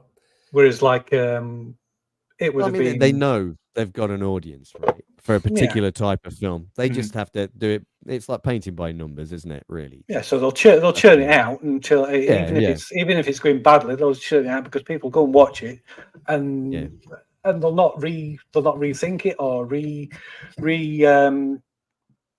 analyze it until it gets to the point where it's going to start losing money. Yeah, when that profit margin drops too much, then they'll reassess. They'll course correct and reassess. But that's today's audience. Back then, even in school, we talked about a movie, but what about? That's what I remember. Yeah, I didn't go to a very bright school, by the way. I went to proper knuckle draggers, secondary school. If fifth year the girls didn't get pregnant and the boys didn't end up, in the paramilitaries or jail, it was considered a success. So I went to a proper scuzzy school, a primary school, and we still talked about the thoughts, movies and what ifs, and did that make sense? Is that the thing? So I can come from a perspective of complete thunderhead here. Somebody's thick and still have appreciation for quality art. Yeah, maybe that's the thing. They chuck out films nowadays. They don't particularly care whether you're talking about the film after you leave the theater. They just want to overload you, overstimulate you, or whatever while you're sat there in the cinema. They don't really care what happens after. Yeah, it's more the buzz beforehand. Yeah, it's more like a hit, isn't it? It's like it's like doing drugs, I guess. Yeah, that's what I said. Completely different landscape. This was a different audience. Yeah, and I maybe I could imagine that Ridley Scott, when he did Alien, that he was perhaps wanting people to think. There's a lot of subtext maybe in the Alien film, and maybe they wanted you to be thinking about that, or at least subconsciously, maybe when you left the cinema. I'm not so much sure that Aliens. For some reason, James Cameron, he doesn't strike me as that kind of director. I don't know why. I mean, no, he's not Michael Bay. Once again, we've got different script writers. Once again, this is the modern landscape where the director writes the script as well. Yeah. Back then, the director didn't write the script. No. The director put Hey, the who did vision the to one? life. Who did the script for Aliens? It wasn't anybody that was involved in Alien, though, was it? I know don't the imagine, but the producers studios had a were. bit more. Didn't Dan O'Bannon write an Alien script? He was involved. I think Dan he's O'Bannon, yes, that's credited, right. but I think he did the original treatment, didn't he? But then that was basically rewritten. So Alan but Dean he was still Foster credited. wrote. David, go away, spam. Alan Dean Foster Walter Hill, wrote David Garner, and James Cameron had a hand in the Alien. writing. Mm. So, yeah, there's a right. You know, what I mean, there's a writing team. Where today it's the you know, what I mean, the director supposedly writes it all, and you know, it's just a different landscape. But back to what I was saying, there was an expectation of the audience to like have a bit of wonder and think. And because the seeds were like, if James Cameron had wrote this from scratch or had it come in from the first Alien, that would have been a completely different movie. Yeah. But he came in on top of Ridley Scott. And that's why I think I don't know. You know what I mean? That's why I think Ridley Scott's had this. Dan O'Bannon, who wrote the screenplay for Alien. Yes, I think it's it's one of those weird things, isn't it, where he'd done the original. Thanks for joining us, Foxy. By the way, I appreciate it. Yeah, but then he was initially involved with Aliens, wasn't he? I'm sure he was. I don't know about that because I thought that I thought there'd been a falling out. I got this. I think there was some. I think there was something. It's like some initial thing, but then, like you said, there was some kind of. He got thrown off it anyway. He certainly weren't involved in the final thing. No, but they would have used a lot of his work, so there's still enough. You know, there's still enough there. Yeah, it's just interesting to look at, isn't it? The fact that it was expected to go into detail for a movie, like it's not expected now. You know, not even any shape or form. But there was an expectation. You had to at least design the ships, make them fit into the universe. There had to be a bit of idea of a social political aspect because that's what grounded, you know, it shaped the dialogue. Now people just throw words at a screen and like you get a headache watching a movie. I think there's probably a few directors which kind of booked that trend a little bit. I think Christopher Nolan, for example, with the way he does some of his films, I think he's probably a bit more. Maybe he would have fitted in quite well in 1987, 86, 85 or whatever. But I'd say his films tend to be a little bit more cerebral. Yeah, then the audience has to do a bit more work, don't they? I think. Yeah. With his films, but he's definitely an outlier, right? Yeah. Well, Quentin Tarantino's another one. Yeah. Robert Eggers. You know, there's an example. You know, they're still available. Just they're the minority now. They're not making the massive blockbuster. Well, I guess Tarantino and Nolan make the big blockbuster movies still, don't they? Although Tarantino's not done one for a while, has he? Now? Well, he retired. Did he? Yeah. Oh, quit while you're ahead. That's the thing. Yeah, he just and he's somebody that could just he can do that. Yeah. That was it. And he's the one to say that Hollywood's gone through. It's a 10-year cycle with Hollywood. You know, of certain movies and mindsets. So this one will run out in 10 years. So he could pop up, and I think he's waiting for that cycle to run out before he pops back. How long have we got to wait then? How long do we have to wait now? What's that? When did this start? It seems a long time. Yeah. Around about 2015, 2016, but it already started 2010. You see a definite change in movies. Yeah. Actually, from the 2000s, you see a change in movies, but 2010, where you see this current format begin to form. I think it was around 2015, 2016 where it just all landed. So say by 2030, we might be all right by 2030. Things might get back on track. Oh my god! Let's not get depressed. This is a happy time. Because all in all, we're picking this apart, but it's a fun movie. It has enough tension and they have characters. Yes, yeah. Even the annoying characters, my wife would say, but yeah, no, it's definitely a great film, and I watched it many times as well. I probably, like I said, I think I've watched Aliens probably more than I've watched Alien. I think. Yeah, I actually watched Aliens before Alien. Yeah. Yeah. And that's I can't even remember whether it was VHS. Probably was VHS. Or I just got out of the store, and that's the one that popped up. But then that straight away went to see the first one. Rented it straight after. Yeah. You know, the same. No way you used to do in the weekend. That's interesting then. So in terms of these two films, then, if you had to choose which one to watch, which would you go for? Which is your personal choice, your preference for the two films? God, that's a if hard you one. had to choose. Yeah. I was just wondering because obviously you saw that one first. Yeah. Normally it's like you see and Aliens first that tends to imprint first, doesn't it? Yeah, exactly right. Yeah. I would say Aliens because I like Ripley's character in this. I like her coming full circle. I like her facing her. Like the fact that she went is because she's having night sweats and night terrors and just can't. She knows she's going to end up a wreck in society. She can't until she faces this monster. She can't function. She's got an arc. And her character arc is absolutely fantastic in this. Like she's already been through a character arc, but she manages to take it again by going to face her fears. And that's who's drawn me to this franchise. You know, everyone else is sort of a bit, but her character in this. And when you see the special edition, because put it like this, if I hadn't seen the special edition, I'd probably go with Alien. But Alien special edition just adds a bit more to the mythos. Yeah, you understand the connection with Newt a bit more, don't you? I think. Yes, like that scene in Aliens, you know, the original cut, the fact that she's so attached to Newt and, you know, near in pieces when she only met her. Yeah. If you hadn't had that scene put in where you find out what happened to her daughter, then it makes no sense. Yeah. No. Yeah. Because on the surface, I think the pacing's better in the cut down version, the non-special edition, though. I don't know. I think has enough. Like I like the special edition. I like that it fills in some gaps. Like I said, and some it makes more sense. But I think I'd always choose to watch the non-special edition one because the pacing it's faster paced, and I think it's a faster pace that suits it more. Maybe it's an age thing because I've got older. The fast pace I don't necessarily need it. I like and because it's an expanded universe, I think I've got in the back of my head that I want more into the lore.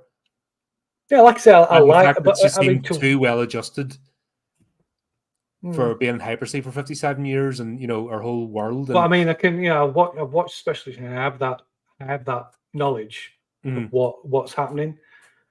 So I don't need to keep. I don't need to keep watching go back. Yeah. So, but whereas without that, the pace of the film I think is much better. But you still, having watched because you've watched it, you benefit. You benefit. From knowing what's knowing what's going what's what's the runtime of the special edition? Because I know the theatrical edition was still a 2-hour film, wasn't it? The runtime of the Google time special, was it something like 25 extra minutes or something like that? Am I 2 hours 34 minutes? Let's say quite a bit, 35 minutes. Now I remember watching the special edition, a long time back. And the original was I don't recall too many differences off the top of my head, except for there's obviously the bit where it tells you about you find out about Amanda Ripley. And there's the obvious. Everybody talks about the sentry guns as well, don't they? The sentry guns. They're laying out the plan. Actually, you see a well-formed plan, right? Which is, and they're covering all bit. And then you see Ripley once again stepping up because you see her in the APC when she takes over, but then we see her stepping up. Don't forget, she was a third officer that became a first officer. She was in a command position. Yeah, and we see how useless Gorman is. I mean, then we see her actually drawing up a better battle plan. Yeah. I mean, that'd be another point to perhaps talk about as well. Is Gorman, wouldn't it? At some point. Well, he's just out of the academy. He's a See, he's the one that fits that thing that you were talking about before. For me, the fact that he's got no idea. And he's just been plonked in with this elite squad. But like I say, he's just out of academy. He's got no idea what's going on. Nor he's only just run on simulations. And once he loses the sergeant, that's him, because that's usually the way it works. The second lieutenant's exactly. And it's the senior NCO that keeps them in check. And they're in command, but they're not in command. If that makes sense. It's only until they get their second pip that they're a platoon commander. Yeah. Right. As a second Louis, well, British Army anyway. But you'd You say call he them was a sir, but fairly. they stay in the background on the radio. And the So platoon you'd say sergeant that you was listen to. I'm saying realistic, but you think that was a reasonable portrayal of this this character then, Gorman? You think Yes, it was actually, yes. that would be yeah. And the whole 157 simulated, 2 live, including this one. Yeah. That just that's an inexperienced commander. Yeah. Yeah. He hasn't earned his way, but then again, I don't see it as an elite team. I see it as a squad of Marines, but whoever was available, yeah, they just or grabbed expendable. these guys together. Yeah, yeah. I mean, at the end of the day, they're still not 100% sure, and Burke is doing a lot of his own bat, so it's not going through official. No, exactly. Yeah. We've got to remember that as well. Burke is doing a lot of sly stuff and using his pool. Yeah. But he's not going to have access to the absolute best. Which is why he's got Gorman instead of like a probably a properly somebody actually experienced in the competent. field. Yeah. Yeah, because he can pull his strings. Where if he had like a captain, for example, or some experience, they'd be going, "What are you doing?" But having someone like Gorman and here's a company mission that'll help you with your career. Here's your first command of an experienced team, and then when you see the team, they're not that good because they're gobbing off. Yeah. Yes, that's a good point. Yeah, the discipline seems a little bit off. Look at it with that Hudson, the fact that Hudson, the sergeant just going, "Come here," he'd be bounced off every wall. If this was everyone would just slap him around the head, tell him to shut up. But the fact that he's bouncing around like a hyper spaniel and allowed to do so, and it seems to be it's continuous, kind of shows this is not a disciplined unit. Yeah, that's a good point, actually. And the fact they were told to hand in their magazines instead of, I know it's a plot point, but at the same time, though, if you want to give, I don't know, but aren't those the kind of soldiers that are the kind of sort of elite squad of Marines, no matter what kind of like film, whether it's a war film or stuff, they're always these like mouthy, gobby, overly confident people. I mean, like all war films, and they're all a stereotype. Well, look at I don't think it's anything to do with like a believable. I'm trying to think here. Tears of Sons is another example. Black Hawk Down's example of them being gobby, but then it goes to rat shit because they're supposed to be. Yeah, but then that's trying to be a more realistic. Look at what was it? A Bridge Too Far. Yeah, Band of Brothers. Look at Band of Brothers series. Yeah, again though, but that's more Saving Private Ryan. There's another one. Yeah, I know. Yeah, but that's what I'm saying. It's they're more trying to be more realistic depictions. I mean, like say, Kelly's Heroes or things like that. Like Kelly's Heroes. Yeah, but they're all like over the top, colourful characters, and like and it's they're more the kind of. But it doesn't work in the Marines are in Aliens than like a group of proper elite Marines. Yeah, I guess they're more like the Dirty Dozen, weren't they? Yeah, I guess how when you kind of look at Aliens it is a comic book, isn't it? I mean, it's a comic book, I guess, film. Yeah, but then you wouldn't have the gravitas, you wouldn't have the horror aspect of it, or you wouldn't have the seriousness. Because they'd just be like, get some gun in each arm and pew-pewing away, and they'd just be wiping their way through them. But but to have the horror aspect, you need them to be. You need the unit to reflect. I don't think there's any horror in Aliens at all. There is a bit because they have to have. I think it's tension. It's more tension than horror. I think that's why I would always go back and watch. If I had to choose one of them, I would always watch Alien because I think the sergeant wouldn't be more tension in that. Here's another example. Whereas the tension in Aliens is more. Once you've watched it a few times, the tension's gone. You know what's happening. It's not. Yeah. Whereas in Alien, it can still be. It's still an enjoyable film. It's enjoyable, but there's not. Like there's certain points in Aliens where. What a strange hill we're all going to die on with this movie. But there's certain parts in Aliens where there's when the first time, certainly the first time you watch it, the tension's really high. Like when they're coming after when Ripley comes back from defeating, from battling the Queen, and the dropship's not there, and it's like, things like that, and running back. But once you've seen that about a few times, has everyone else watched this movie about 20 or 30 times though? Normal people. But then they get a different thing out of it. Than think about it. This is exactly. Yeah. They're not, but they're not gonna. They're not gonna be like sitting there picking this apart. Yeah, I mean that was the weird thing, because I mean I've seen this film several times. When I watched it again last night, I still did a little cheer inside when you see the dropship appear, and it's mainly because I think Bishop gets a bit of a raw deal, doesn't he? Because once again, turns out to be an absolute effing hero. And so when he whenever he's on screen, except a little bit earlier on, where they're trying to make him appear like, oh, there's something sus about this guy. The way he's looking at that, he has that conversation with that Marine. Is there anything else you want? Well, he's almost taken over the role of Ash, if you think about it, when he's examining. I think, and that was well, that's what they're trying to be a deliberate setup, wasn't it? Yeah, muddy the waters, aren't they? Yeah. And perhaps a little clumsily, but when you find out, actually, no, he's a genuine fucking hero. Every time now, when I see that that dropship kind of come up behind Ripley, it's like, yes, well done, Bishop. That's his vindication. As a character. And then at the end, when she says, "You did okay," and he's like, "I did," kind of thing. It's like, but then that's her acknowledging. I mean, there was deeper. Yeah, that's it. It's the whole arc again, isn't it? Because she didn't trust him because of the Ash situation. But if you weren't trying to build a universe, if you weren't trying to, make people think about that, why would you bother that line? Yeah. So there is a bit of deliberate, okay, that's, and there. Do you remember the little collies were subtle? Remember when the Easter eggs were subtle and they didn't beat you over the head? Let me give an example. The MCU, the Stan Lee cameos. Yes. Do you remember they were blinking, you'd missed them?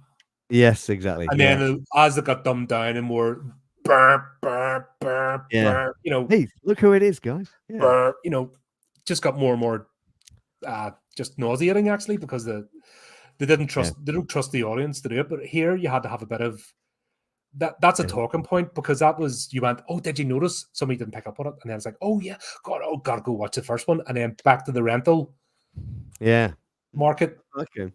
All of a sudden, a video store is going to we have to get more copies of Aliens in. People are asking for it, or Alien. They might have been down to, they might have had it in for a while. There might be a new shop, because remember, shops are opening and closing all as well, and that's, there's still a market. Yeah. So that was all to play for. It's just a shame the way the landscapes went, but I think the fact the sergeant, that's what I'm going to say, the fact the sergeant's waiting for orders on how to withdraw from an attack, where at that point there shouldn't be any communication. It should just be, get on with it, try to order withdraw. Yeah, you're not going to need somebody sat in a van a mile away, whatever, telling you how to. You as a train squad, they'd just be doing it, wouldn't they? Yes, right. And then showing the aliens overwhelmed, despite being a train squad, really showing the horror. But so this is showing that this is a throwaway unit. That Burke has went and got and it makes sense as well, because Burke is doing all this shenanigans. You're not going to let that go, are you? No, because that's the idea. But that's what I mean. He's comedy. He's not going to go and ask for. Either, is he? Oh, he's not going to go. Oh, by the way, I need to borrow a squad of 2 SAS. Yeah. No, I mean, he's getting a bunch of green jackets. Well, he's not going to want anybody asking questions, is he? That's the thing. No. He's like, well, I need some of the elite troops. Oh, yeah. What do you need those for? Yeah. No reason. Yeah. Oh, right. Yeah. And then another executive who's thinking he's in something's going to, just by the natural landscape of the corporate thing. Oh, he's up to something. I can get in on this. And then, so he's going to ask for the throwaway squad. He's going to ask for, a ship that might be happening going out that way, and just as a precaution, oh, by the way, I just want to go and check us out in case it is a bug hunt, blah, blah, blah. Yeah. And he's going to get sanctified because love that idea. I love the idea that they are a throwaway dirty dozen type squad. But whether or not that was the I like the idea that Burke as well, even like he's going to get in the crap with his own company for what he's trying to pull. Yeah. But he's not authorized. Yeah, I mean, it's yeah, there's definitely that insinuation that he's doing this under the radar, but like you said, whether that also is supposed to imply that these Marines are like a bunch of useless Because I think they're supposed to be, they're trying to put across the Colonial Marines are the best of the best, and I think they might those particular Marines might not be the but they're still Marines, right? But they're still Marines, and Colonial Marines are the best of the best. Oh yeah, and I've put some of the whole look at all this equipment, look at the technology, look at the firepower. Like you never find that cannon on the APC. This is part of I suppose it would have blown everything up, but they're reliant. They're the best of the best, but then again, they're all. How good are they actually? Because they're all reliant on all this tech and all the weapons, and like I said, the whole organization of it just falls apart as soon as they're confronted with something that doesn't go by the numbers. But it's not because they're crap; it's because they've come across something that doesn't fit. They're like let's go to the Dark Knight Rises territory. Victory has beaten you.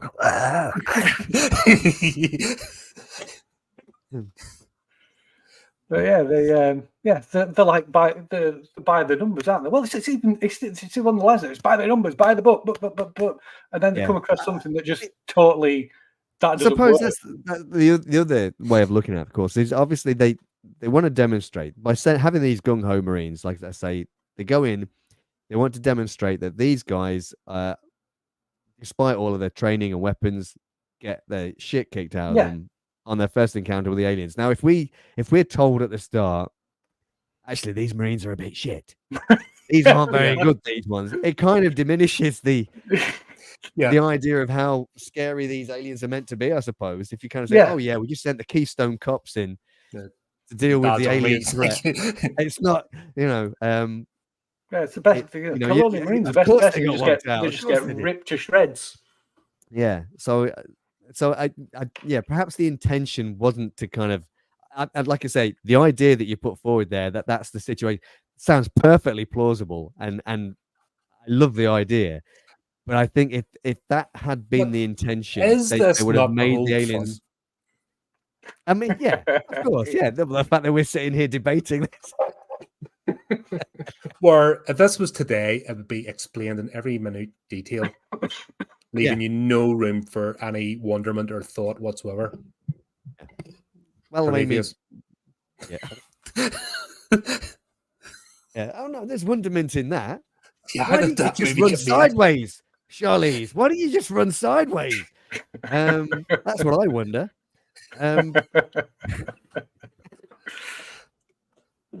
But I think I just think that the idea with modern films, they're not really bothered about whether you're thinking about this film afterwards. It's just basically, it's just meant to be like cocaine for your eyeballs, isn't it, or whatever? They just flash images in your face. They want you to enjoy superheroes throwing each other about and punching each other and not getting one bruise. Exactly, yeah. And none of it means anything. It's just a silly popcorn film. Yeah. You paid your money now. This movie. Sorry? It kind of shows the power of this movie.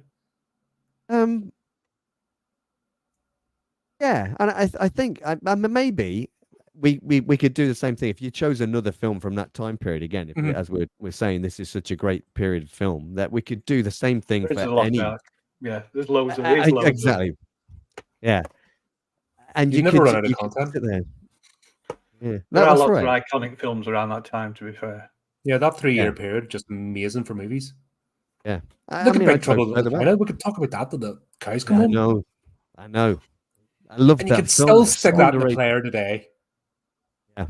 And get the same enjoyment and still have questions and still pick apart plot points. But you could, even after we finish talking about this, you could stick this in the player straight afterwards and still enjoy it. Yeah. That says something about the creative process and the just wanting to tell stories. Because this tells a story. Yes, and he does it well, or at least competently.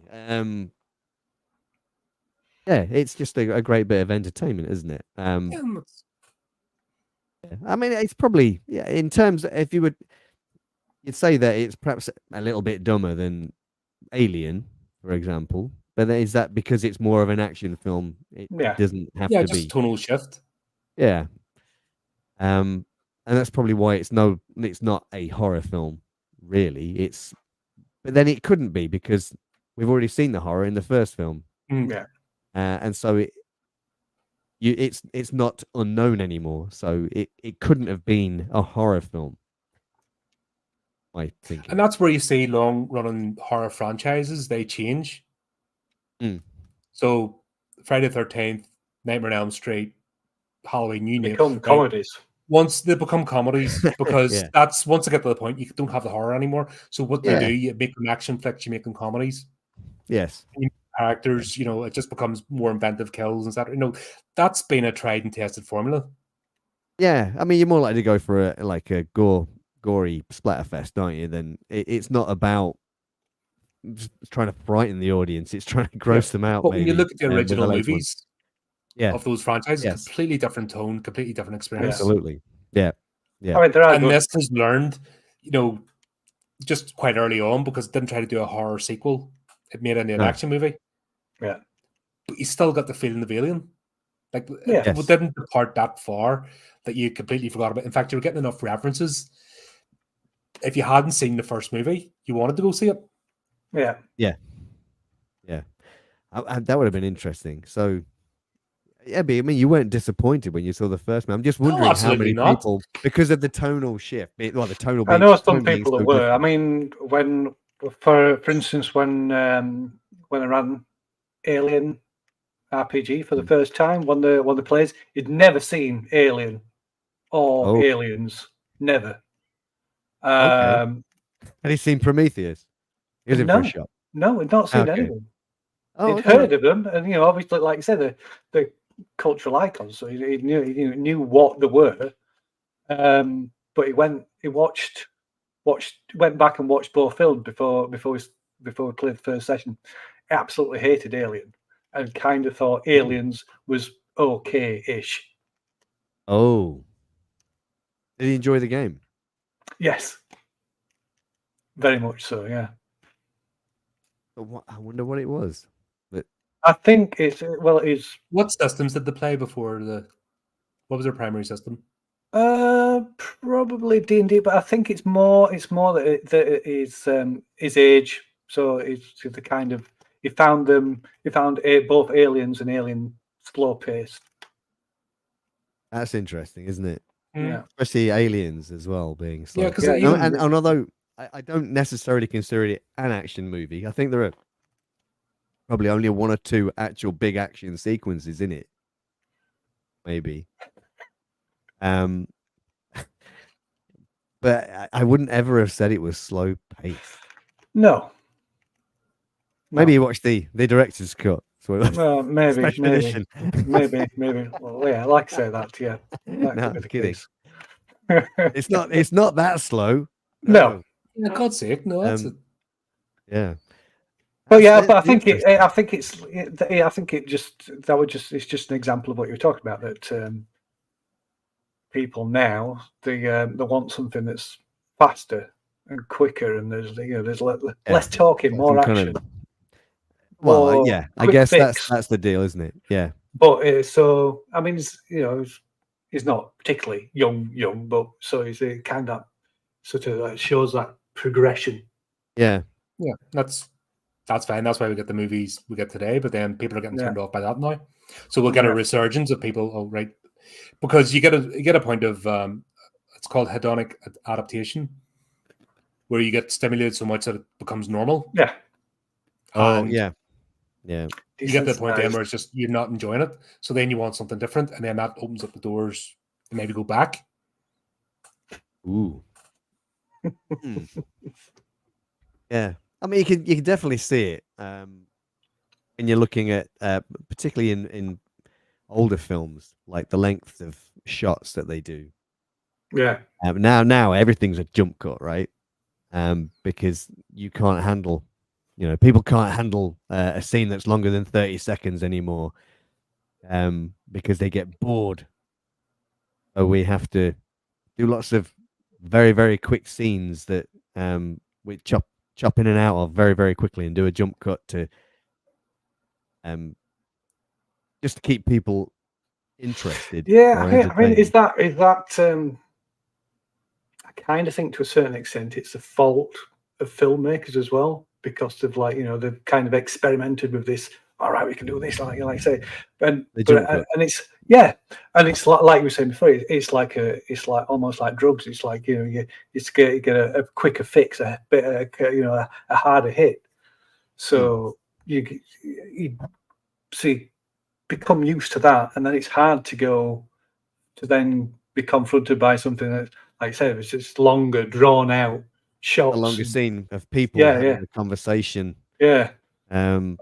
Or like 10 seconds of somebody just staring at somebody. Yeah, that's there's an example, Ghostbusters. Somebody did a review. I haven't watched the 2016 one, no interest in it, but somebody did a scene by scene comparison. It's good. No interest. It's good. It's good. Well, the new one. Yeah. You're talking about Afterlife, or are you talking about the 2016? Oh, I'm not talking about Afterlife. Sorry, not the. They say, there you go. Right. So we did a scene by scene comparison between Ghostbusters. I'm not going to keep track of years. Too old to keep track of years. Yeah, that was a bit. Yeah, sorry, I forgot about. I discount that one. That one doesn't exist. That one. I was starting to look at you a completely different. Yeah, I thought you were looking at me strange. Yeah, no, yeah, that doesn't exist. Excuse me, sir. His eyes getting wider. Did you see that? And twitching. Am I hearing these words from somebody? Yeah, it's good. I do really like it. No, I meant no, but it did a scene by scene comparison of when Venkman and Spengler are in the lift, going up to get Slimer. Yeah. And they're explaining the proton packs and how they work, and then trying to subtly edge away from each other in a lift, which was the comedic effect. And then them testing the proton packs with the 2016 where just zap, was thrown about an alleyway or something. Yeah. And you can say that was built for that audience of, cutscenes. I was just dumb. It was horrible. Like, even watching that clip was horrible to watch. Where you see the cleverness of just three people in an elevator, no flashy lights, and a bit of clever dialogue. Yeah. Explained everything you needed to know. Yeah. About the proton packs without a shot being fired. But they had to translate it into zip, zap, zap, fly about. Yeah. It was just awful. Well, that's are they going for that? They're taking the idea of show not tell to an extra level. Is that perhaps going a bit too far with the show not tell? Maybe there is a sweet spot. Everything's a balance at the end of the day, and audiences change. But also, I've got hope because of but a young fella Shay on the channel on Sunday there, and he's in his 20s, and he's went back, and a few people, there's a lot of younger ones that are doing the same. They're like rejecting this stuff, and they're looking back at older material, because they're burnt out. You can be, like I said, you get stimulated so much that it doesn't stimulate you anymore. So what do? You look for something else. So people are now starting to revisit this material. Yeah. And the fact that it holds up. Yeah, I mean, that makes a big difference. Yeah. I think that's in kind of inevitable with a lot of things. I mean, you can say that with books as well, or like novels, and it's why people go back and rediscover like old authors. But like people keep every and that comes in cycles, like like with Lovecraft. It disappeared after he died, and then Durloff it kind of kept him alive, and he resurfaced again during like late 50s and 60s, then disappeared again and came back again. Yeah. But if he hadn't made substantial work, like how many authors, how many people have written and just disappeared in the annals, never be discovered again? So you have to have the. But that, like I said, I mean that you could say that about anything. You could say that about films that play, or directors and filmmakers and writers and musicians and whatever else. Any sort of art form. Yeah. But if the quality's there, trends come and go. Yeah. Everything trendy now, not trendy next year, whatever. But if the qualities are, there's always a chance it's going to come back. You know, someone's going to rediscover it, and that's the beauty of it. Well, people every so often people sort of like want to see where something came from. Mm-hmm. How much of a shock when this Romulus series comes out? People are going to go back here. Yeah, maybe where does all maybe it'll be good. Maybe it'll be okay. It might switch them off the franchise entirely. You never know. Yeah. Well, we have a couple of sequels that'll do that by itself, but where they didn't get that far. Which I think we will in the next stream. We'll get around it. We'll talk about next. We've got the really divisive movie in our future. Oh, which one? Are you talking about 3? Yeah, I'm talking about 3. That's he's good. No, but I enjoyed it. Yeah, I got where it's coming from. Enjoyable. There's people that are like absolutely like that was a divisive one. It's got some silly bits in it. Again, that was another film that was like cut, just completely butchered.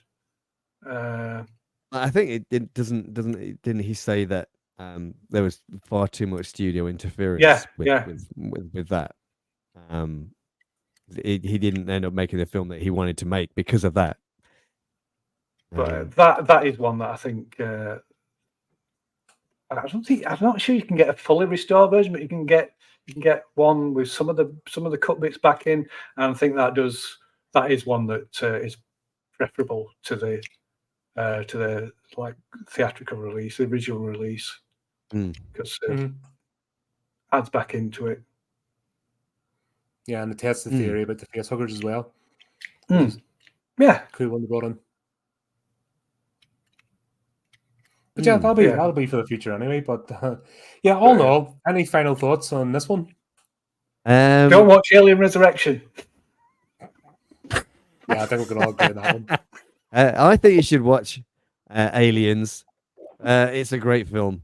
Yes, it's a great film. I just think and it's very different from Alien.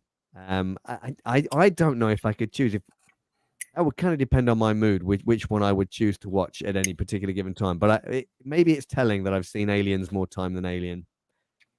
Maybe. I think it's a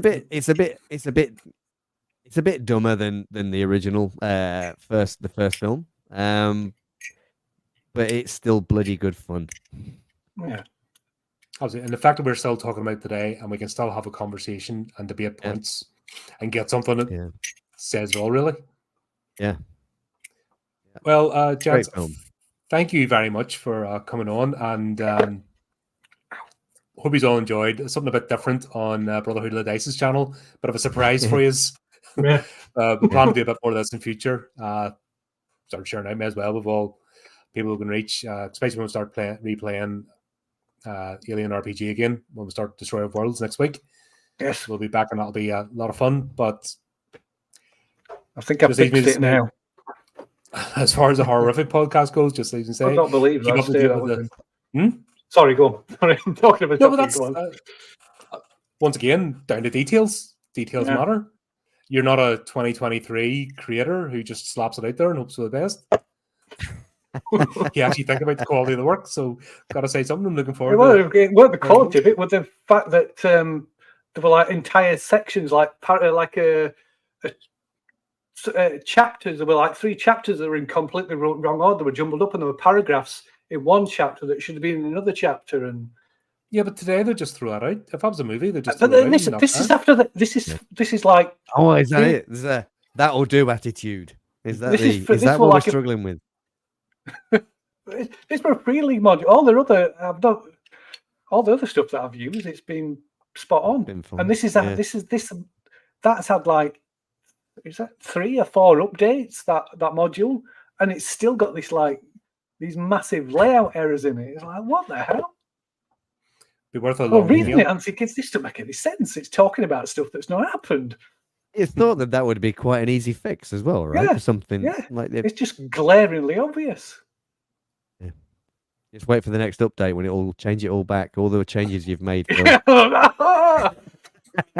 That's why he refuses to update. I made the mistake of updating my Foundry and lost all the modules that I was going to use. Yeah, I don't update Foundry until all the modules refuse to update because there's new versions of them. You just have to be careful of the next update for Destroy Every World, so won't you? Yeah, That's the one that'll just put everything back. Yeah, order I think I'll have to lock it down. I think. Yeah, we better Lock get it down that soon, then. Yeah, The sooner we yeah. get playing while it's still in its state. But yeah, that's all ahead of us. We've got that planned. So as usual, keep updated with the channel. Do the typey clicky things. Until next time, keep it creepy, keep it horrific.